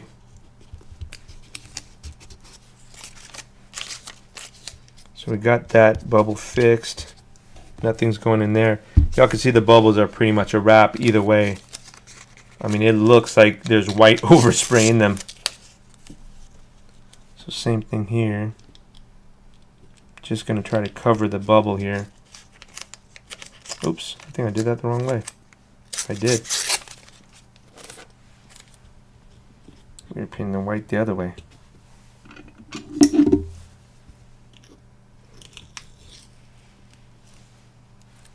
We're going this way to cover that up. Now usually I'll do a really clean tape job here. It's not like I'm trying to skimp on Vaughn's shoes, okay? It's just because that's such a sensitive area, I'm not going to mess around with it. I just want to make sure it's covered and that I don't get any overspray in there. Afterwards, I'll go back in and I'll just do what I have to do to fix that up. So let's make sure that I got that done right, okay? So let's put this one back. Here's the original. And again, the first layer I'm going to paint is white. So did I get that right? Yeah, I did. Cool. See that part here? We're going to be painting that part white. This section here again is going to be black. So if I paint it white, I paint it white. You know, it is what it is. It's not a huge deal if it's painted white and then painted black. Or what I can do again is just paint it black and then just cover it up right now. So either way works. I am trying to just kind of locate here where's the black, so then that way I can get an idea. I kind of go back and forth sometimes, so if you hear me change my mind about 6 times here, it's just because I'm thinking of what's the best strategy to go. White groove. This has a white groove. Cool. Here, when I tape off, I'm really trying to be precise on the tape offs because this is where the masking tape is going to end up cutting. Okay? So for example, you see this line here. This line should look exactly like it. And that looks like a good clean line. I've got a little excess here, so let's go ahead and just use my finger to locate where that line kind of trends. And I'll go ahead and just cut that there as well. Always fun when you have a band-aid on, you gotta do this. Come on, buddy. Alright, let me give it one more light cut. There we go. Cool. So, right now, since I've already got the black kind of covered, let's just run through. We'll just go ahead and do the entire section in black. We'll cover it up. I'm using blue 3M tape here. Show you guys in a sec what it looks like.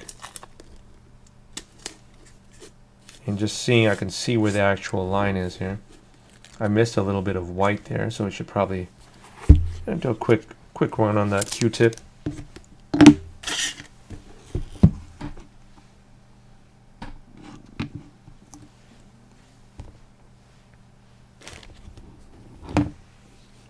Oh yeah, I remember CEO Apparel. Where's that dude at now? Is he still around? Webbs? Oh, dang, that's crazy. I just read the whole thing you just said. You said the first customizer I looked up to was a guy doing glitter customs from Memphis, and when I did my first glitter custom, he blocked me. Damn, that sucks, bro. Shady. Yeah, people get kind of in their feelings when they feel like you're in their lane, you know? It's all good, man. You know, the custom game has a lot of opportunity for a lot of people to eat. I don't know if people just don't understand that, or they're just not happy with, you know, the way things are going. But everybody could eat, man. That's why I teach online. I don't have any feelings of competition towards people. You know, if you could feed your child, or if you could live your life customizing, man, more power to you.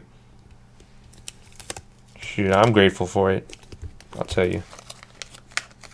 Alright, maybe we get a nice clean piece there, okay? So this is the other side here. It should look like this. Always nice to put the other one right next to it so you have a reference for it. This is a bunch of tape that I've been using over the last couple of days. Yeah, recycle. Cool. Just get it to a section where I think we'll be kind of similar here, you know? So let's see, I'd say the midsole is so old that the groove is even kind of gone. Crazy, right? And so we've got that white groove there, and we've got a white groove there. Sick. Cool, so we're looking good.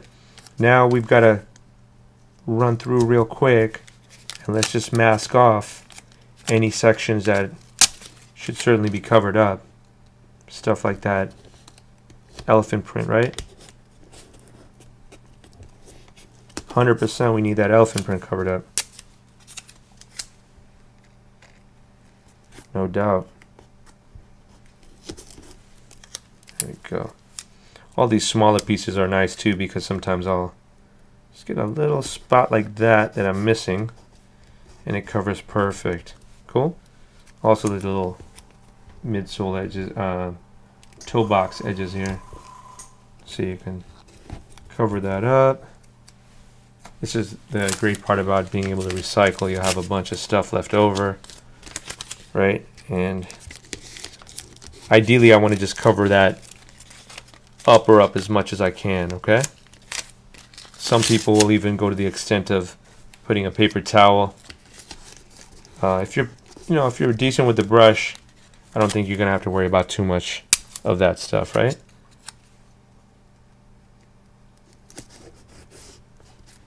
See, this is gonna be the line where it shoots. I could see a small pocket there. Just gotta be conscious of it. I'm gonna try to put a little tape to maybe hold it down. And then I could just paint it by hand if I need to a little bit. But I'd rather it not be a pocket there, you know? That's an easy way to mess up right at the end. There we go. So I've got it pressed down. And I could feel, see, with my finger, I just got to feel through. I see here that I went over a little bit. Let me show you guys. Y'all see that overage? So we got two things. I could either take a razor blade and cut it, because I can see where I went over here. Real light cut, you know? Got to be kind of ginger with the X-Acto knife. If it doesn't come out, just gotta run through it again. More than likely I just missed a little bit of that tape, and then pick it back up.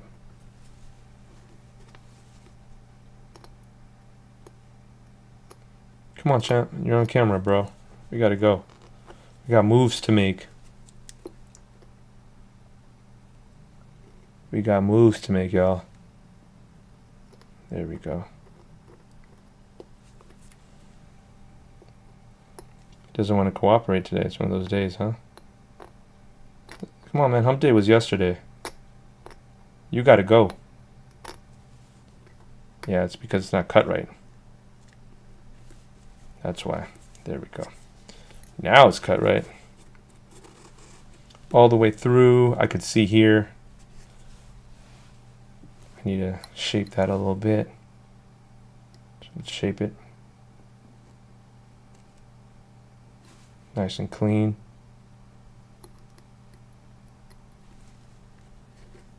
There we go.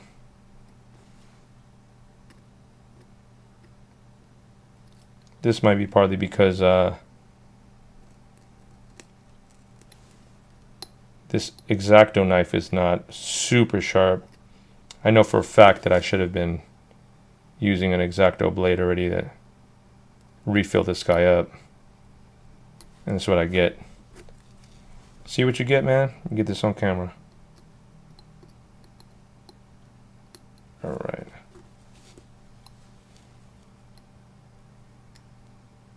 Sheesh. Doesn't need to be perfect here. I just want to make sure I'm getting more white paint here than black. Meaning if I overspray here, it's not a big deal. I'd rather have it be more white paint there at the end. Cool. Got that down. Air bubble's good. Now I've got to just do this little edge here. It's not difficult to do. It's just a small edge. So I'll just take a little bit. I'll locate where that edge is at. It kind of edges down first. Pick it back up. Let's try that again. Just so it looks, you know, it's got to kind of have a roundish look to it. There we go. A little bit of a roundish look all the way through. And this is how I inspect and make sure that the lines look clean. The main thing about airbrushing is the lines got to look clean. All right, so you got bad lines, you got wavy lines. Everything when you untape is going to show. So that's why this part is crucial, you know, just making sure that prep is correct. All right, so we're painting like here. So I've got elephant print here. Looks like dirty elephant print actually. And this one I might need to change tapes too because this elephant print wasn't sticking too great, but let's see. Let's see if it works. Oh, you know what? I might be able to kind of hop it. Yep, I will be able to hop it. So I went through, I hopped a little bit of that elephant print, meaning I've got tape on this side, I've got tape on this side, so it'll protect what's behind it, which is great. Smaller bits is always a good thing because you save material. And so, you know, if I got a little spot like this, I'm not going to sit here and put a bunch of, you know, tape just to put that in. I do feel like I messed up here though. I know I messed up here. There, see? This is too big. Good thing I spotted that kind of early, you know? Like, sometimes I've layered and layered and layered. And you're like, oh snap, lost the line. The line's back, cool. Line's not only back, but now I can, I can even, I guess I can't put that one, but I could put something to cover it that's equal. There we go, guys. How are we looking? Everything look good? Let me just check the comments real quick. Full Metal Slap, what's good, man? How you doing?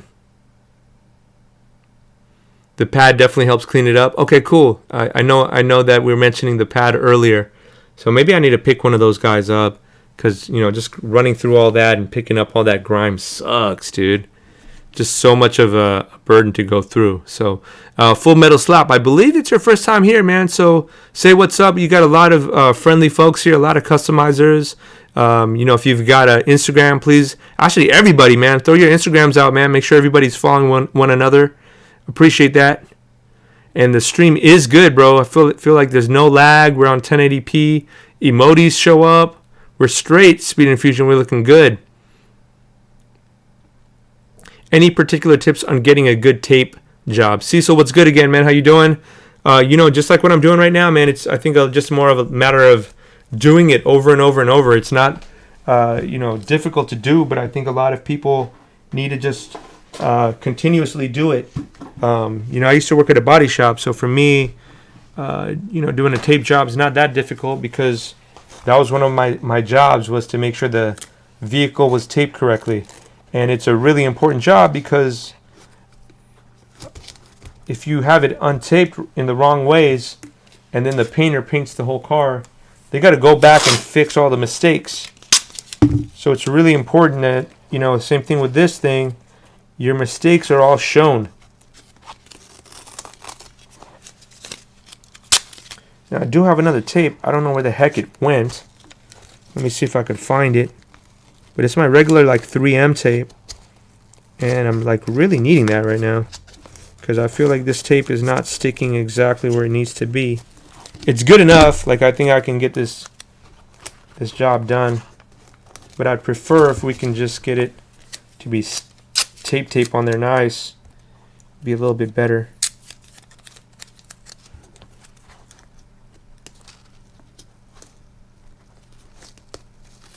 That one didn't come out that great.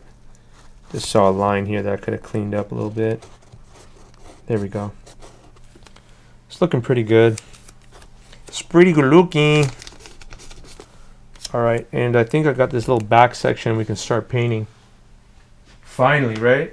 All that prep just to paint. I'll lay this one out right here too. It's better to have like this napkin, you know, completely covered. You don't want to have too many open slots. Okay, so let me grab my other tape real quick. Where did that joint go? I know I got masking tape over here. Here it is. Dope. Thank God that wasn't too hard to find. I've got that whole bottom line, guys. So, you know, there's a couple of different ways you can do it. I just like to use this option because this stuff sticks kind of too well sometimes. And so this one's for Cecil right here, yo. Cecil, if you see here, I'm going to start on the bottom. And with my fingertips, I'm just going to press the 2 spots in there. See that? Oh, snap. Just for raids. Oh, snap. Think we got a raid going, yo. Yes, sir. What's good, yo? The folks are coming. Duck for cover. The Just for Kicks family is back. What's good, everybody? How you guys living? Just for Kicks raid coming through. What's good, man? Jackson in the building. The man from New Zealand.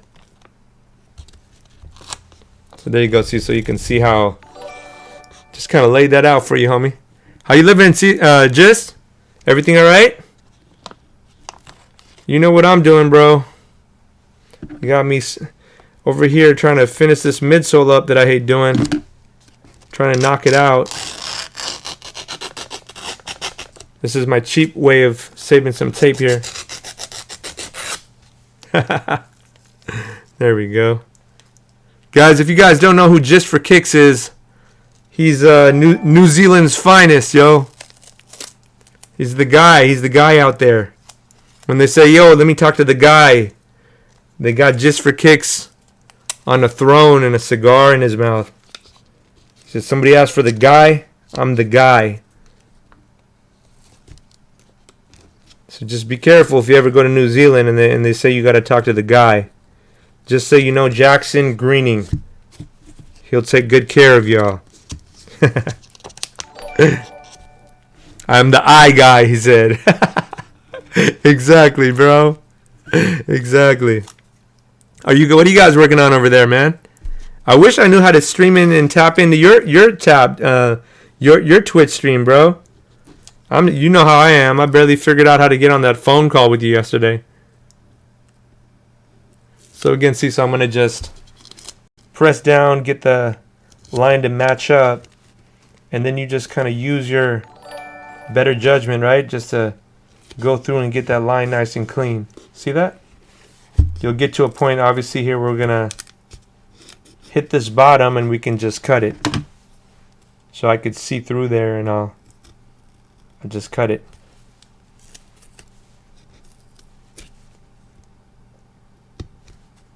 Shout out my homie Jackson, man. This guy with the raids, bro. He came through again. We were just drawing with others. Oh, that's dope, man. Were you just, it was not like a shoe kind of a deal? Jackson, were you guys just kind of chilling and doing drawings and stuff. And then what kind of drawings were you doing? Were you doing like sketching? Were you? I just got that iPad Pro, and wanted to kind of work with some Procreate. All of these experts over here already got that Procreate, bro. They're on that digital front.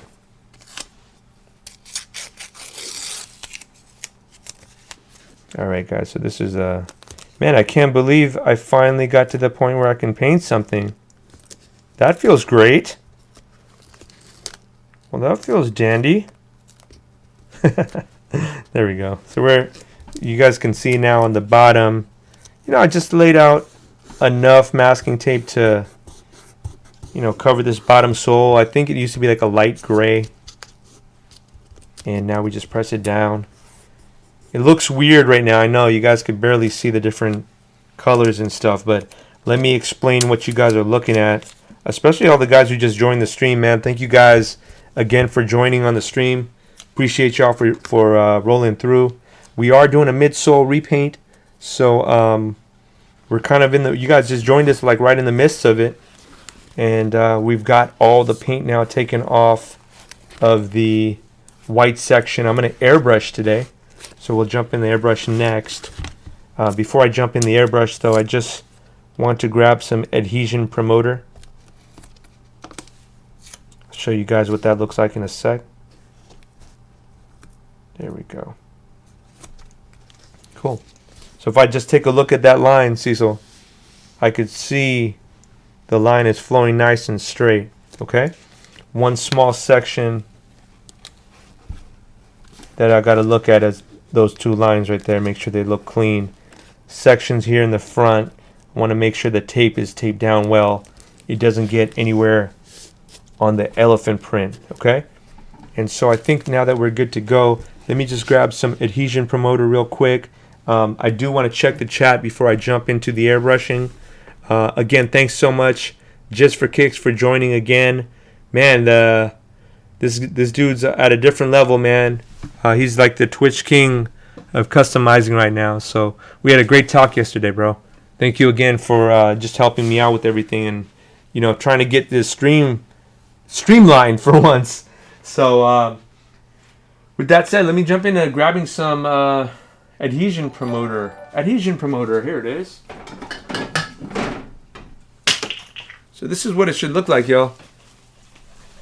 Thank you for is it Jigme or Higme? Appreciate you following, homie. This is SEM. A lot of people wonder what that is, and it is a wet on wet adhesion promoter. So that means when I drop this on and it's wet, then I can drop on the paint that's also wet on wet, and it'll dry together. So think about this like almost like if paint needed glue. This is glue, okay? So let's go ahead and give this guy a good shake. Just a word to people who have like kids or, you know, they don't have a lot of room. This stuff stinks. It's not as bad as like, for example, Bulldog, but it reeks for a little bit. It has this smell that kind of stays. So you just want to be careful when you spray this around kids, or, you know, if you want to make sure that the environment's clean. Got to be well ventilated, okay? Let's grab some Too Hard or some GAC. Give me a second. Let me grab some GAC. If I don't have that, I know I got some Too Hard. Oh, look. Crazy. I'm telling you guys about this adhesion promoter. Here's a used one. So I might as well take that and then knock it out first. And Too Hard. Okay. I think I might have to use some Too Hard today because I don't know where the... So weird, man. I had this bottle like just the other day and that thing's gone. This is GAC 900. Oh, Too Hard. Where are you? Oh, don't. Here's some. Sick. All right. So, just word to the wise, y'all. This is what you're going to need is this and some paint, and you're going to mix them to the exact same ratio. Meaning if I'm using an ounce of white, for example, we're going to use an ounce of white, and we're going to use an ounce of this Too Hard. All right? What Too Hard does is it kind of, it's a plastic adhesion promoter. So what it does is it, when you mix this with the paint, it blends together, and things that are kind of plasticky like this, it helps stick on. It helps the paint stick on a little bit. Boy, if I could have murdered that whole explanation a little bit more, I swear. All right, let me scoot this mic over because I'm not trying to get no white paint on my brand new mic. Sorry guys if you cannot hear as well, just bear with me. Okay, cool. So just for kicks, no problem, dude. Again, thank you so much, homie. Let me cover a little bit of this up. Why? Because I'm going to be spraying that white, and when you spray white, it just has this tendency of leaving white overspray everywhere. Okay, so let me grab something if I do have something. If I don't, maybe I'll just use a napkin. Oh, this will work. This will work.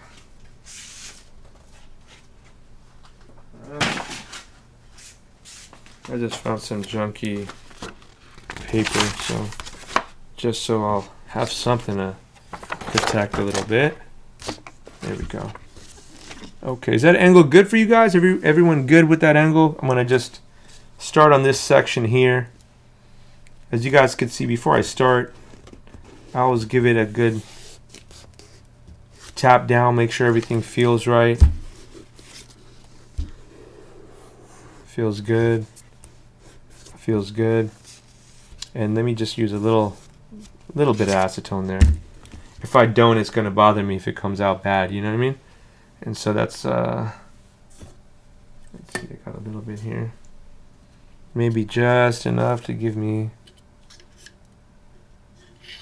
yes, dope. Barely had enough. I gotta work quick.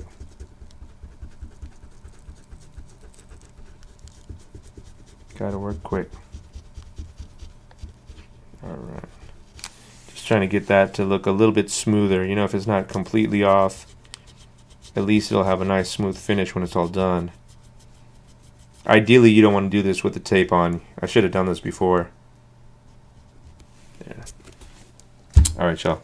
So, again, I got a little bit of print. I never want to see any print. Print's got to be covered, okay? And let me just go ahead and close the door here real quick. We're going to get started. If you guys have any questions, just let me know, okay? Oh, cool. Door's already closed. Alright, so let's jump into airbrushing here. I've got a couple of different airbrushes I always work with, but you know, I always gravitate back to my Iwata. Alright, so that feels good. Let me grab a compressor line.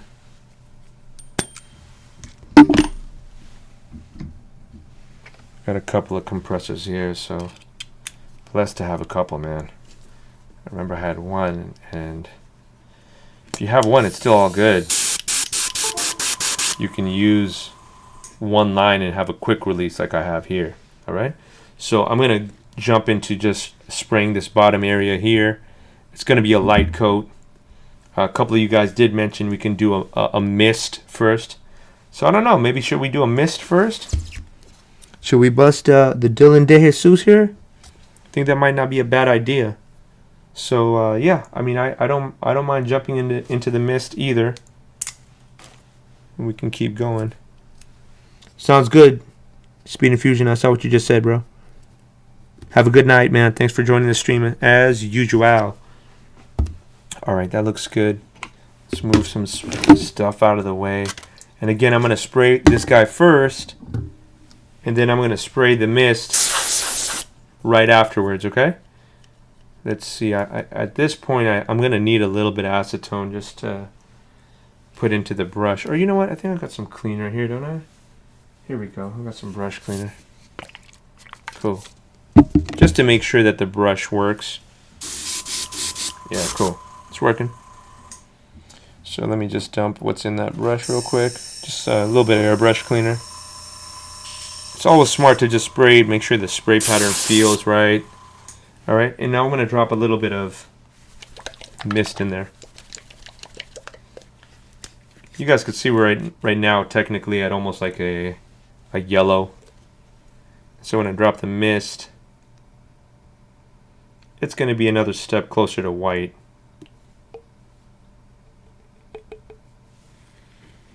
You'll see how much I dropped in there. It's not a ton, you know, it's just enough to start us off. Feels a little clumpy, to be quite honest with you. And I believe Corey had asked earlier, how much too thin do you add in there? So this is why I waited for this section, because you don't really know how much too thin to add in there until you see what your paint looks like in the cup.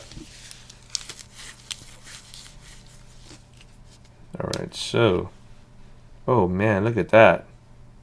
That's no bueno. Alright, so I gotta grab like a little stick to take out all this old too hard here. You definitely don't want to start with that.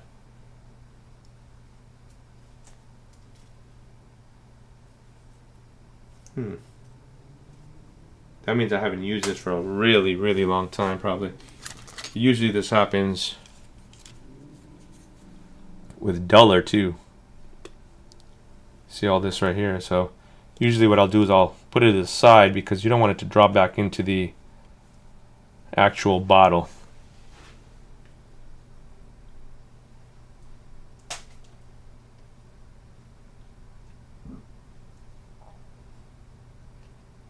Yeah, this too hard may not be good.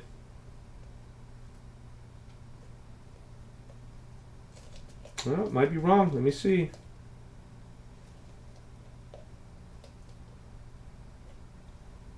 Alright, let's see. Let's see if this pours out or not. But you guys can see here, look at all that. This is ideally not the best situation for me. Let me just double check and see. You know what I mean? Because it's like you're going to use some bad too hard and then it's going to mess up the whole custom or whatever. I don't see too hard. Oh man, that sucks. Okay guys, give me a sec. I'm going to just check through my inventory here. I'm pretty sure I've got to have at least another GAC 200. Okay guys? Oh, here it is. Cool. Yeah. Just when I said that, I found GAC 200. Alright, 900, 900, 200. And is one of these open? I think this is open. Let's see. Looks like it might have been opened. Yeah, okay. Cool. Well, at least that wasn't a long wait, and this is trash.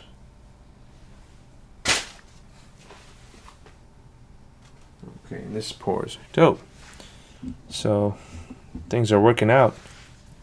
And now I'm going to drop about the same. You know, there's no way for me to just guesstimate it. You could count drops. A lot of people do that. But I just try my best to get them to look about the same. Alright. Now he had asked, how much too thin do you add? You gotta see, like, when you're tilted, is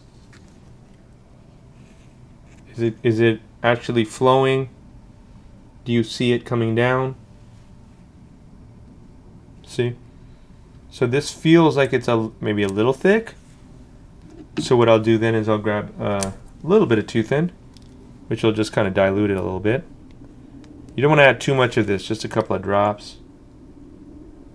See, like 2-3 drops. And now we'll remix that in here, see? And gives it a little bit of a more watery feel. You can see that it's almost going to fall off this stick. And that's where you want to be at with the consistency, okay? Let's go ahead and put this guy down and let's jump into this real quick. First things first, we got the SCM. And the 2-3 spritzes.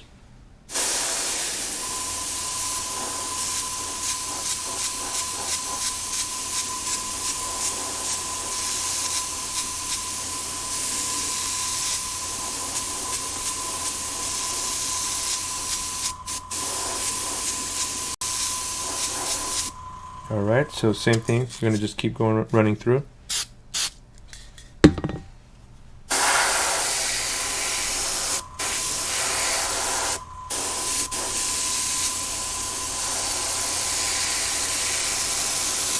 I got to remember, I've got this whole section up here uncovered, so got to be real careful with where I'm shooting the actual paint. All right. One thing that I would like to do though is I'm going to just prop this guy up a little bit so I have a better angle at it.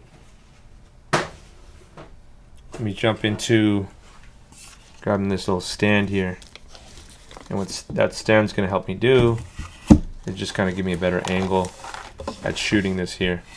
All right. So as I jump in and I shoot it,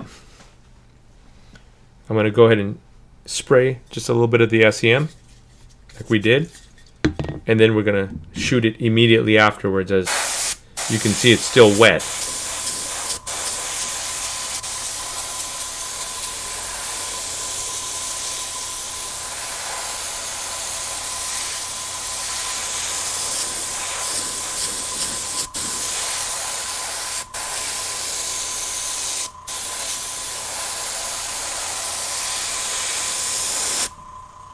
Cool. So we got that side.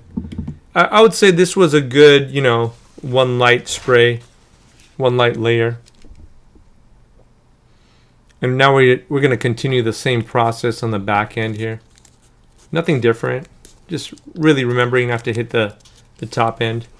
So maybe what I might want to do here is, let's just grab a little bit more tape. It's better to be safe than sorry. And we'll cover up the actual tab.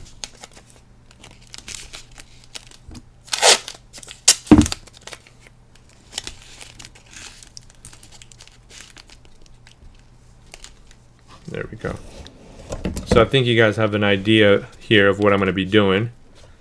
So let me just kind of move some stuff out of the way. I think we're okay on time.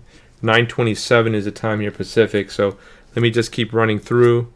Again, I want to make sure that when I run through, all of the tape hasn't moved out of position. That's important. That the tape is exactly where it should have been. All right, so couple of spritzes there.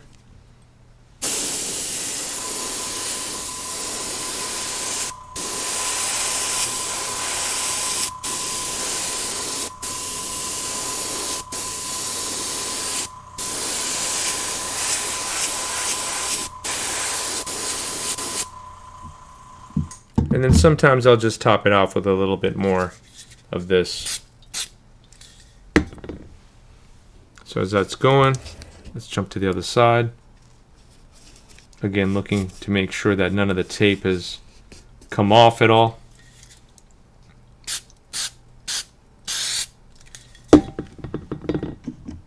As it's wet, hit it with a nice stream.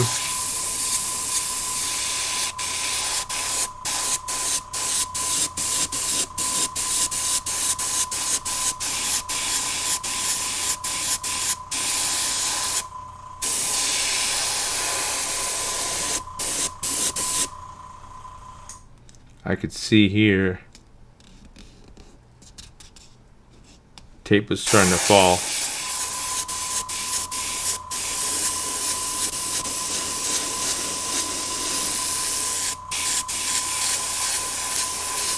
I gotta remember the transition takes time.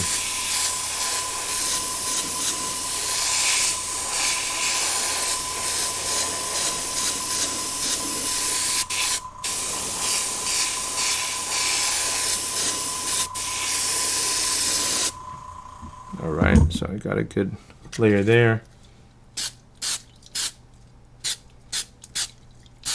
There we go. Cool. And that's it. That's the process here. I'm going to just continue to do that. But, because I've just laid out the paint on this side, I let that side rest. As that side's resting, now I can just jump back to the other end. So that way you're saving some time here, okay? I've got to make sure I'm holding on to it, because I just painted that side, right? So you don't want it to fall into the LK stand here and get all messed up.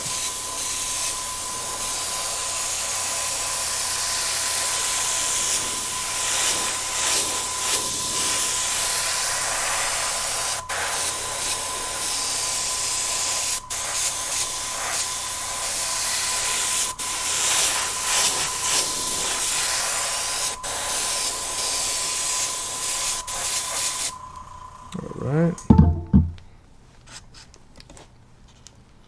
Cecil, man, thanks for even being on that late, bro. The good thing is you're learning. I hope you're learning something.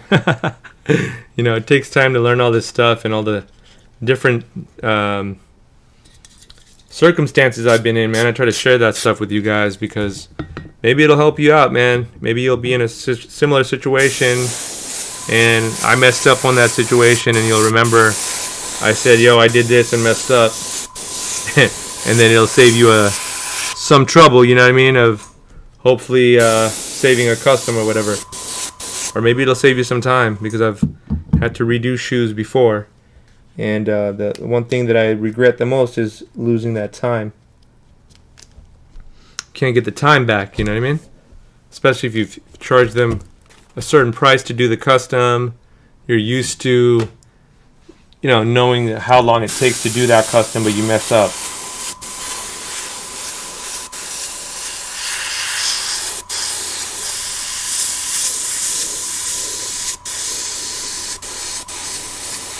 Trying my best here to make sure the lines still look clean.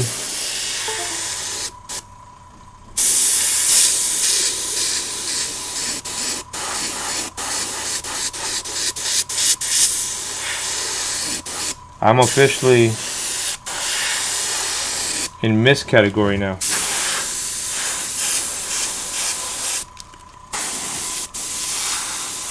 I could see the gray.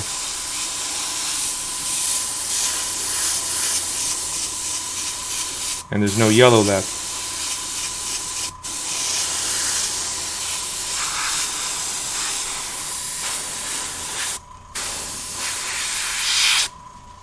Alright, let's give it a sec to, you know, just kind of let it breathe. I don't want to spray too much. It's nice to let the shoe have that time to cure. Alright? Let's show you guys what that looks like so far. Trying to be careful here not to hit. So I think this is what I think it was Corey that mentioned this, that he airbrushed once and he saw that the final product, it looks like almost like sandpaper, like it has a grit to it. I've been here before, and what you usually have to do is, after a couple of layers of airbrushing, if it's not heavy enough of a layer of paint, then it's going to continue to look like that sandpaper kind of a look. You need to hit it with a nice heavy coat, and usually you hit them with the heavy coat right at the end. All right, so right now you're going to have this. You're going to have a little bit of this. You know, because remember, you guys, you're working on a shoe that's a decade old, man. Like, it's not going to have a perfect midsole, you know? And as you run through and take off all of this old paint from 10 years ago, you got to realize, you know, it's not going to come out looking like buttery smooth, you know? Heck, even we get older and our skin starts to turn saggy. So there's no difference with the midsole, man. It's not going to come out looking perfect. So our goal there is at the end just to get a nice topple of paint on there. And it might have to be done with a hand painting job.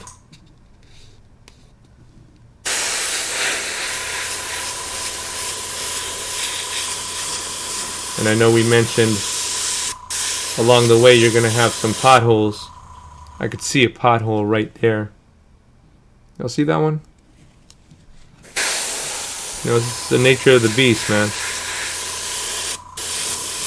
The good thing is if you spray it down with enough paint, like get a nice thick coat there, it'll start to cover.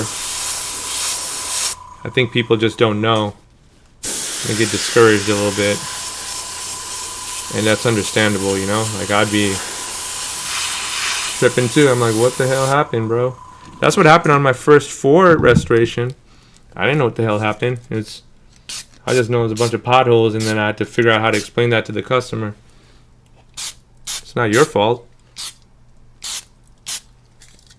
There we go. So it's just, again, you know, it says to do the adhesion promoter first and then slap the paint on there. Sometimes I'll then layer it with another layer of this SCM 38363, just because I feel like layering it back and forth like that, it'll start to build up a little bit of the coat. So just the kicks are from 8/11/2010. They're so old that they got a yellow tab in here, bro. So yeah, definitely old shoes. And I got them, bro. I know, man. I've been on here for a minute, man. I'm trying to figure out how long I've been on, but I don't see where Speed Infusion moved the timer. So if y'all see a time, let me know. I don't see any time here. Anybody else have questions too, man? I'm still here for you guys on questions. So just shout them out whenever you get a chance. I'll help you out.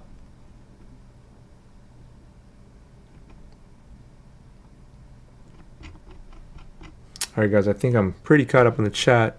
Dang, 2 hours, 20 minutes. Whew. This is a long time. Well, let's jump on the white, man, because I don't have a lot of time. Once the kids get home, it's a wrap. So I'm going to go ahead and dump out the rest of the mist. I think we got a good amount of mist in there. And I've got to clean it all out, okay? Let's get it all out. Today I'm using that airbrush cleaner. Airbrush cleaner always reminds me of dishwashing soap. The way it looks soapy and watery, it looks like.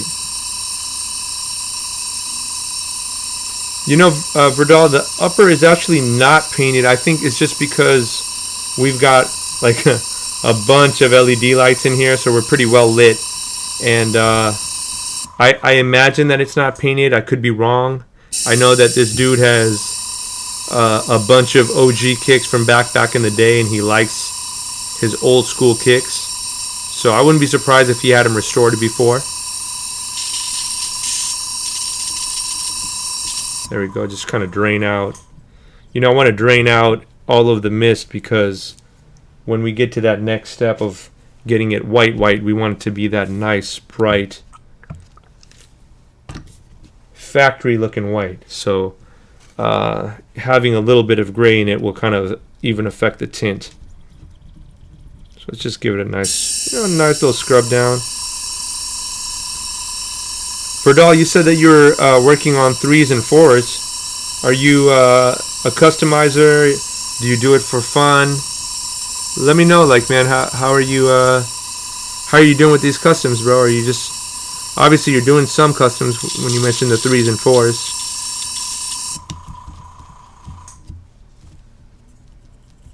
Always nice to hear from you guys, man, to see where your experience is at, especially if you just joined the Patreon channel too. It's nice that you have experience, by the way. Alright, so we're good with that. Now again, we're going to repeat the same steps. This time I need white though, okay? So let me grab that flat. I'm going to grab the flat white. I like the flat because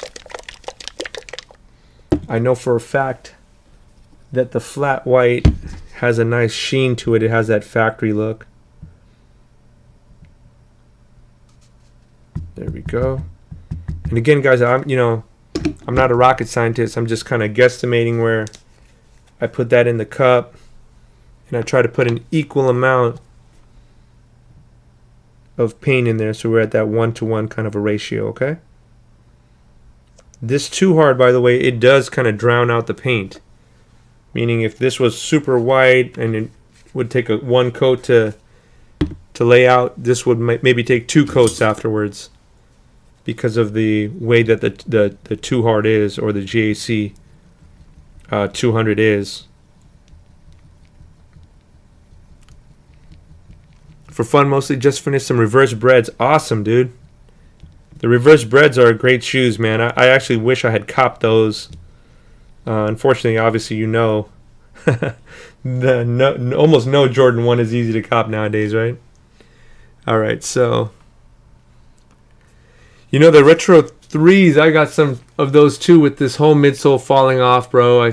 I'm so I wanna restore them, but it's just there's so many things to do. I've always got something on the schedule, so I've gotta Prioritize. Alright, now I'm jumping into just a nice, even, clean white. This almost reminds me of, you know, when you're painting the walls in your house and you gotta primer them first. Primer is usually like a gray, sometimes a block white.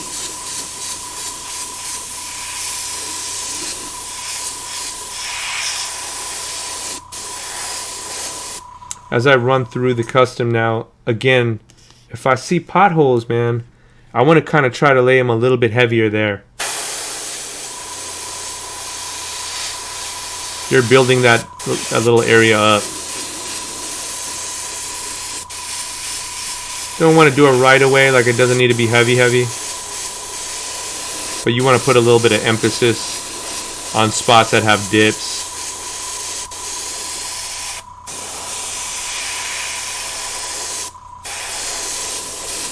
Now you guys can see I'm shying away from the adhesion promoter. I'm not dropping as much adhesion promoter anymore. And the reason why is because I've already done that to the base. And that's where we got to really have the paint stick is to that base. We don't want the base to not have that adhesion. You know what I mean? So now that I know that that's good to go, you can start to dial away from the SEM.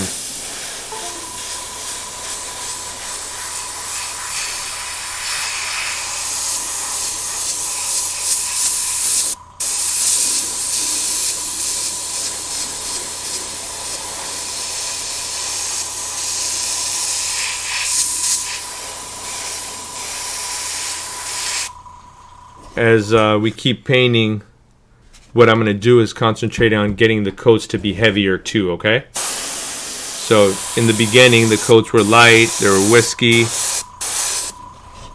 Now, because I'm using a airbrush, we need to start getting those coats to become heavier. Otherwise, you're going to be here forever. But ideally, in the beginning, you always want them to be light so they have the chance to dry.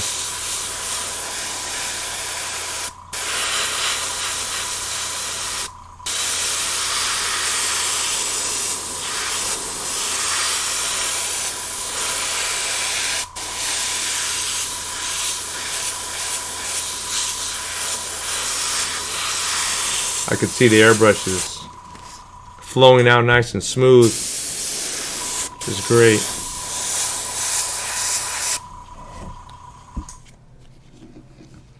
So I got a couple of quick questions. Trey, what's good, Trey? How you doing, man? Let's see. He said, yeah. What kind of paint gun is that, and what brand paint are you using? So the brand paint I'm using is Angelus right now, flat white. Angelus. I'm using GAC 200. That's the mix I'm using, these two. I was using SEM adhesion promoter, and my gun is an Iwata HPCS. Alright, so if you guys are interested in any of those, you want to find out where I got them from, just hit me up. You know, I'll send you guys a link. Some of these I already have links up on the YouTube as well. Trey, I think you're on YouTube actually, so if you go to my channel, you'll see how to actually clean this gun out. There's a tutorial on how to clean out your airbrush, and if you click on the actual title, it'll have links for the compressor, the airbrush gun, everything. Cool? So this is where we're at now, guys. We're starting to turn white. I do know that when we're shooting and there's a lot of white, it bounces off of the lights. So I don't know if you guys can see that great or not. Let me know. I always try to get it at a couple of different angles so you guys can see what's going on. But pretty soon I'm going to untape everything. Before I untape it, I just want to make sure that it's, you know, as white as I can get it. You know, because it took me time to get it here, right?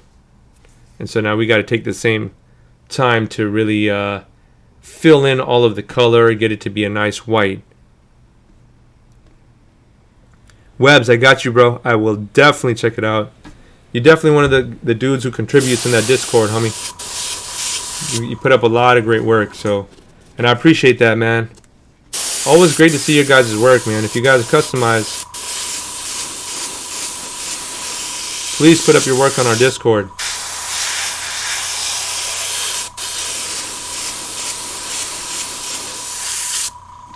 Alright, so as I'm checking this top side here, I could see the tape is unwinding. I don't want it to unwind to the point where I can see that paint is going to creep through. Too close to that elephant print, you know?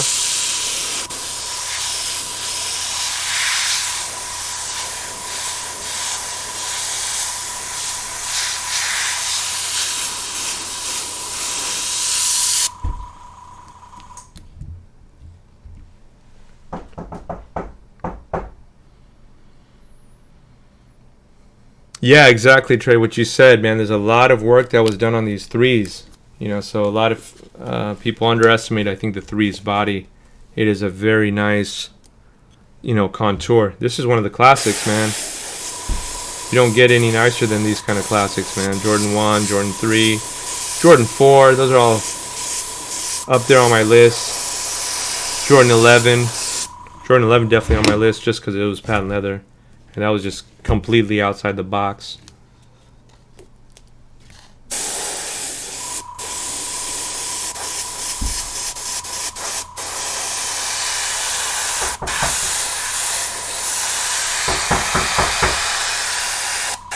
Alright guys, so now I'm getting to like the third or fourth layer here. You guys see that layer right there?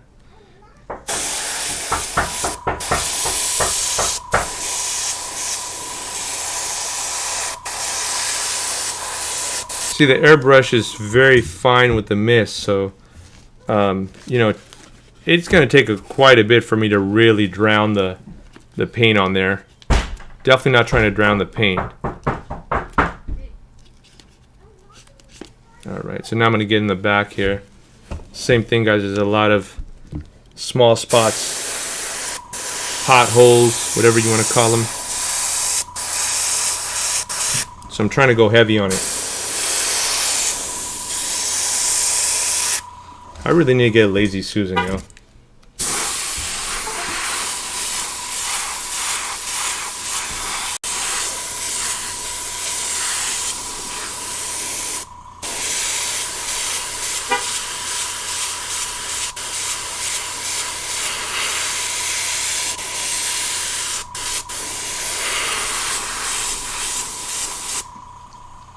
Feels like it's heavy, but it's really not.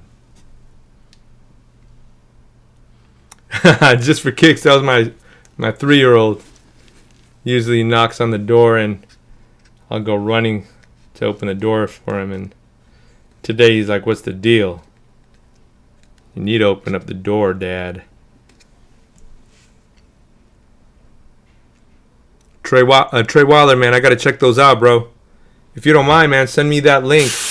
Are you on Instagram, Trey? Love when you guys tag me, man. You guys don't tag me enough on your work. If you guys are on Instagram, please shoot me a follow and please tag me on your work. Especially if you guys are using anything from the shop. You know, a lot of you guys are buying laces and stencils. So thank you guys for the support. A lot of you guys who buy from the shop and end up putting it on your story, I end up putting you guys on the story as well.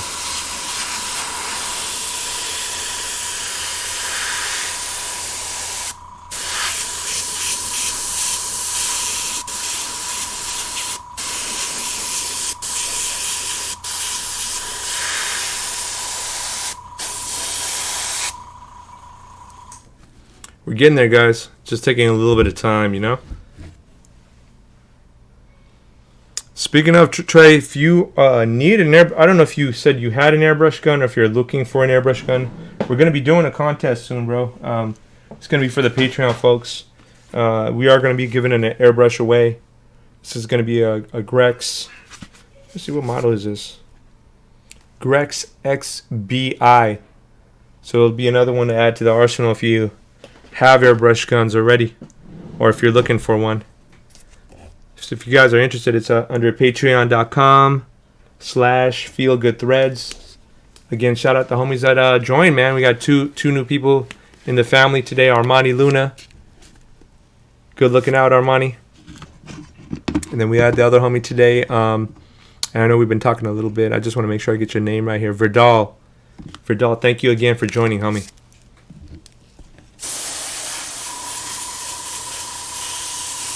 So this is the airbrush kind of effect. You know, it lays on top here. It's laying on top of the surface. So again, if you see spots that need to be filled, you can fill them up. All right.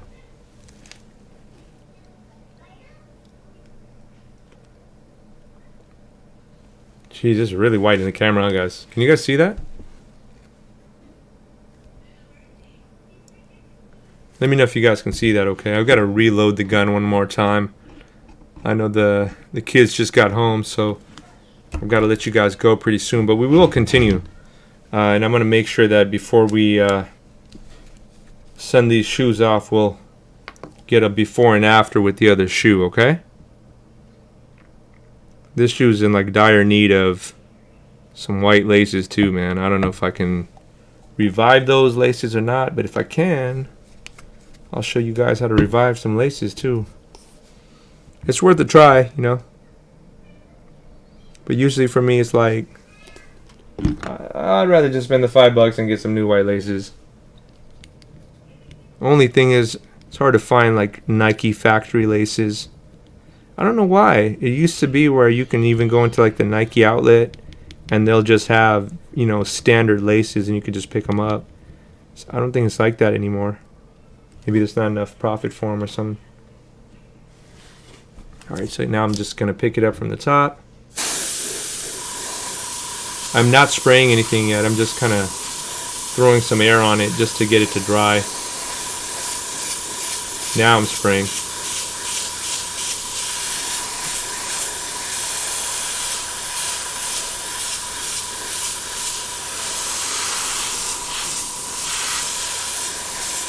So this paint is supposed to be self-leveling.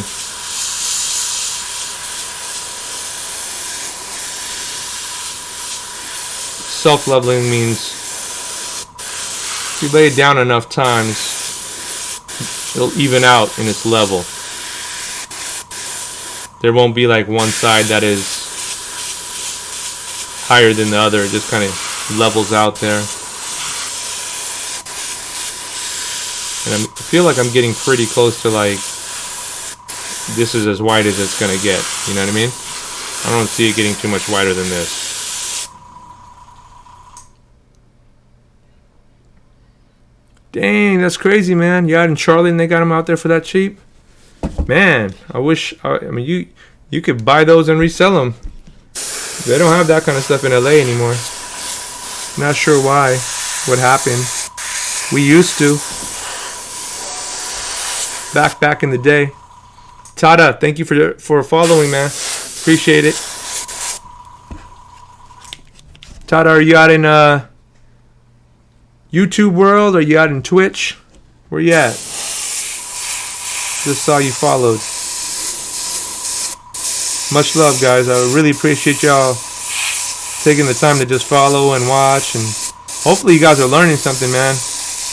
I don't do this because I like to be on camera by myself.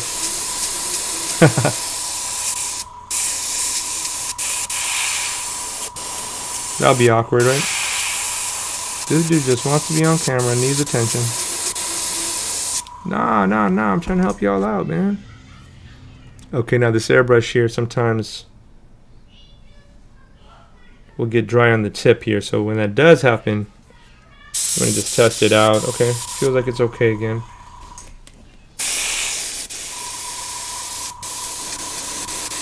You don't want it to get stuck, ideally.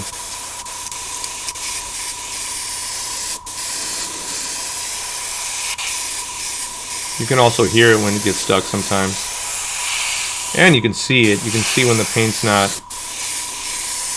exactly flowing out of it. You can't see the mist. You don't see no mist, that means you're not getting nothing out of it.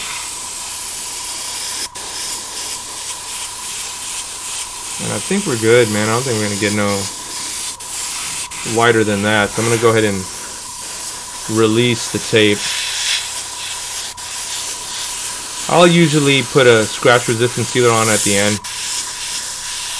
We could do it now, but we're still painting the black, so we might as well just knock it out all at once, you know?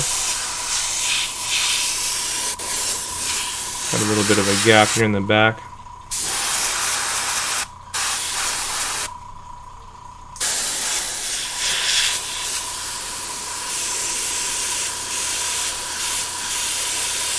Get any last pits here.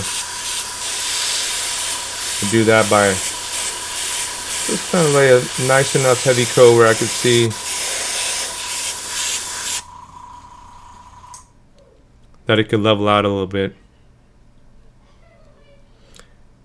Trey, yeah, absolutely, man. The Discord is get your Discord working so I can jump in the voice chat with you. Absolutely, just no problem. We do have a Discord, Trey. Let me see if real quick, because that's got to settle out anyways. I know that we have get Amazon Prime, subscribe to me for free. No, that's not it. Twitch.subs. Oh, here it goes. I'm going to throw that Discord up for you right now, homie. Dope. Still working on stuff on the Discord, but it's slowly getting there. Where'd that keyboard go, y'all? Here it is. Keyboard be always finding its way away. I don't know why. Control C. Let me hit the chat. Let's go. That should be good right there, yo. That's the Discord right there, guys. If you guys want to join, obviously, we'd love to have you. If you guys do your customizing and artwork and stuff, we've got a custom artwork channel in there as well. I'd love to see you guys' work there. If you haven't tagged me as well, man, Instagram is at feelgoodthreads, youtube.com/feelgoodthreads if you haven't joined us on YouTube. And I know we've got some Patreon family up in here today, namely Webb's Custom Kicks, one of the OGs, man, Quan. And then we've got some new members as well joining the family. Love the people joining the family, man, and supporting, man. I appreciate you guys. Just kind of waiting for it to dry out a little bit. I don't want to start peeling the paint off until I can really see that it's ready to go, you know? So I'll just spray some air on it. So spraying that air will help dry it a little bit.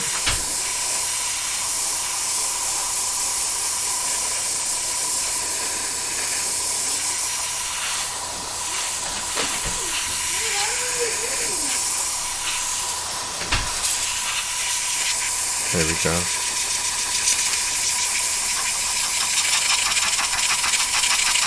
Thank you, Verdal. Appreciate you joining, man. You know,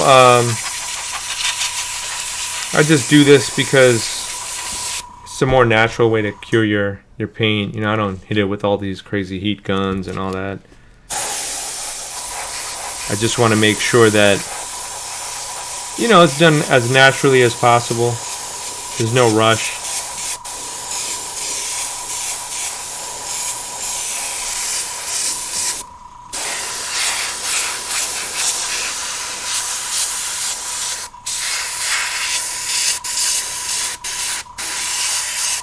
All right. Let's uncover this bad boy, man. Let's see what it looks like. I think you guys deserve it, man. We've been here for a minute. I think we're at that 3-hour mark, probably. All right. Ugh. Cool. So first thing I'll do is take this big old napkin off. It's a floppy ass napkin.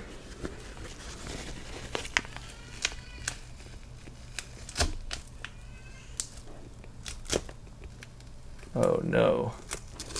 I was going to take that off and now the bottom got taken off too. So I got to just follow through with both. Alright, well. That somehow, some way worked. All right, let's make sure that this is taken off next.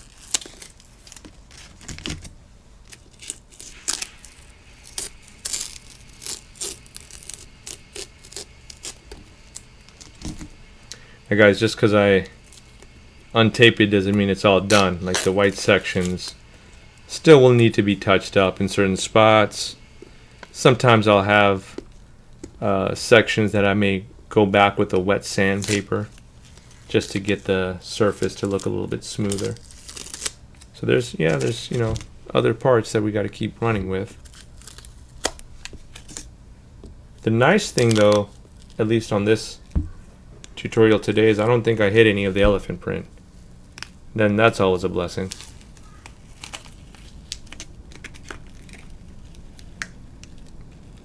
You'll notice that when I peel, everything is peeled off very gently. There's no reason for you to be pulling off the paint that you just did, you know what I mean? That'll be not the best idea, or not the best use of your time, that's for sure. There you go.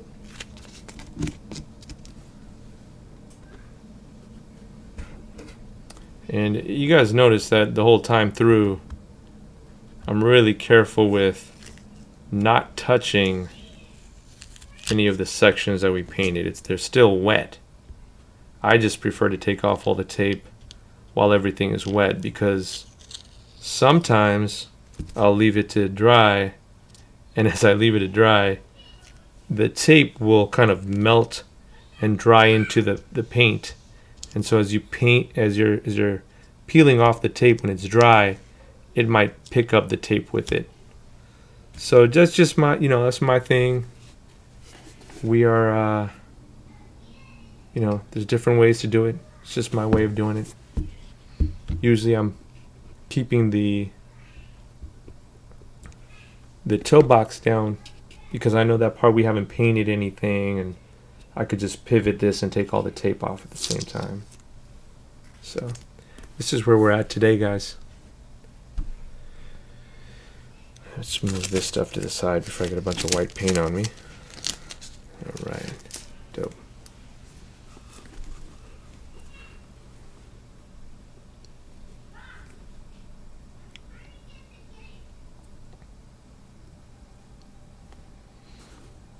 So now here I've got black paint that I'm still, oh man, still got to paint the black part. I mean, it's not that bad. I mean, I can knock that out pretty quick with hand painting it, you know. So I'll probably jump on that next. Maybe if we have time, maybe we'll jump on tomorrow, guys. You know. I do have a quick question here. It looks like it's from ASAP Maxwell. ASAP's out in the Twitch world. What's good, man? Currently working on some handmade dunk lows, man. That sounds dope. Dunk lows are super duper popular right now. Any tips on keeping the paint on the leather? Well, first things first, I think are you it sounds like you're painting the leather, so I think you also said you're hand making dunk lows. So I don't know if you're like cutting out leather pieces and then you're reconstructing it and then you're painting panels on it, or if you're painting the whole panel and then you're putting it together. Regardless, preparation is the biggest thing. You got to make sure that when you're painting leather, you know, leather's like skin, so it has pores in it. You got to make sure that you open up those pores. That's what that acetone, that's what the prepare and deglazer, these are all things that, you know, get the surface ready to go. And so you got to make sure you really go over spots like, you know, the toe box crease areas, these sections here. Those are all things that I would personally go over, you know, a couple of times, even with a Q-tip, you know, to really get in and, you know, get into the leather spots and, you know, just make sure you get into that tumbled section there. The second thing I'd recommend, and, you know, again, today I kind of showed you guys how to do it, was, you know, light, and my key is light coat, light coat, light coat, heavy, heavy. You know, by the fourth coat, which is the first heavy, this guy should pretty much be filled in. But I think that the first 2 or 3 coats, it needs to be super light, because you just want that paint to grab on very, very carefully. It's like if you're throwing too much onto the actual midsole or too much onto the leather, it's going to be drowned in paint, and that's going to end up being a big blob of paint that dries and ends up chipping on you later on. So yeah, try to go a couple of light coats in the beginning. It's never going to hurt you. You're going to not see the progress in the beginning. You're going to be like, but I could still see through it. And that's natural, Go ahead and just keep going with it. By the third or fourth coat, you should start seeing that full color. It should be all filled in as well, okay? And then lastly, you guys gotta use some kind of a protector. I say this time and time again. I know I have it right here because we talked about it yesterday, but I use this LK scratch resistant sealer. The sealer works great, man. And 2-3 coats of it, and it basically protects. I'm going to be doing that on this too, by the way. It'll protect it, and give it some kind of a tougher exterior, so you have that endurance. You need that endurance when you're working with midsoles and shoes. They're like cars, you know what I mean? You can scratch them on a curb. You could run with them and mess up the front toe box. Very similar. So, ASAP, hopefully that helped you out a little bit, man. Anybody else have any questions for me? I think I'm going to hop off now just because it's a little late. It's 10:07 p.m. here on Pacific time, so I know some of you guys on the East Coast, man, 1 in the morning if you're still up. I don't know where else everybody else is at right now, but, this I think was a pretty good introduction to how to paint the midsole of a Jordan 3. Now you can see that the paint, I don't know how to describe it, but 7 p.m. on Friday night, just for kicks, is about to party, yo. But yeah, man, I feel like this paint now, as I see it kind of starting to cure, I can see that it is getting to the point where it's almost, I want to say, baking into the midsole. I think that would be a better interpretation if I really did put it, like, for example, in like a little oven or something, a little heater, just to get that paint to really, clutch onto the midsole. But I could see it. I can feel like, all right, well, I took all the proper steps for this, and hopefully this will last. I think that these shoes will last longer with the midsole paint than it will with the air bubble. I think dude is going to end up crushing that air bubble on the inside before my paint cracks. It might actually crack my paint when that happens, if anything. You know what I mean? So, anybody else have any questions for me? Again, thanks, guys, man. I really appreciate y'all sticking with me. I know it's late. Y'all don't have to be here. There's plenty of things that a lot of people do, but, you guys took the time to be here with me, so I appreciate y'all. Again, the social medias are always on the top right, y'all. Feel Good Threads at Instagram, Feel Good Threads at YouTube, Feel Good Threads at Facebook, patreon.com/feelgoodthreads. Again, we've got 2 giveaways coming up, one at 40 followers. We're at, I believe, 37, so we're 3 followers away for that. And then another one at 50 followers, we're going to be giving away an airbrush. You have to be in the giveaway section to qualify for these items. And then also, you don't have to do nothing. Once you're in that giveaway tier, we automatically include you as one of the people who can win. All right, so it's not like, oh, I got to enter a raffle. No, if you're in the giveaway tier, you're automatically entered. So once again, guys, thank you so much. I do appreciate the love. I appreciate the support and everything that you guys have done for me. Maybe tomorrow we'll catch up again and we can wrap this bad boy up. Tomorrow is going to be Friday. Feel Good Friday, folks. All right. With that said, my name is Suhail with Feel Good Threads. 3-hour stream. It's all right, y'all. I'm out of here.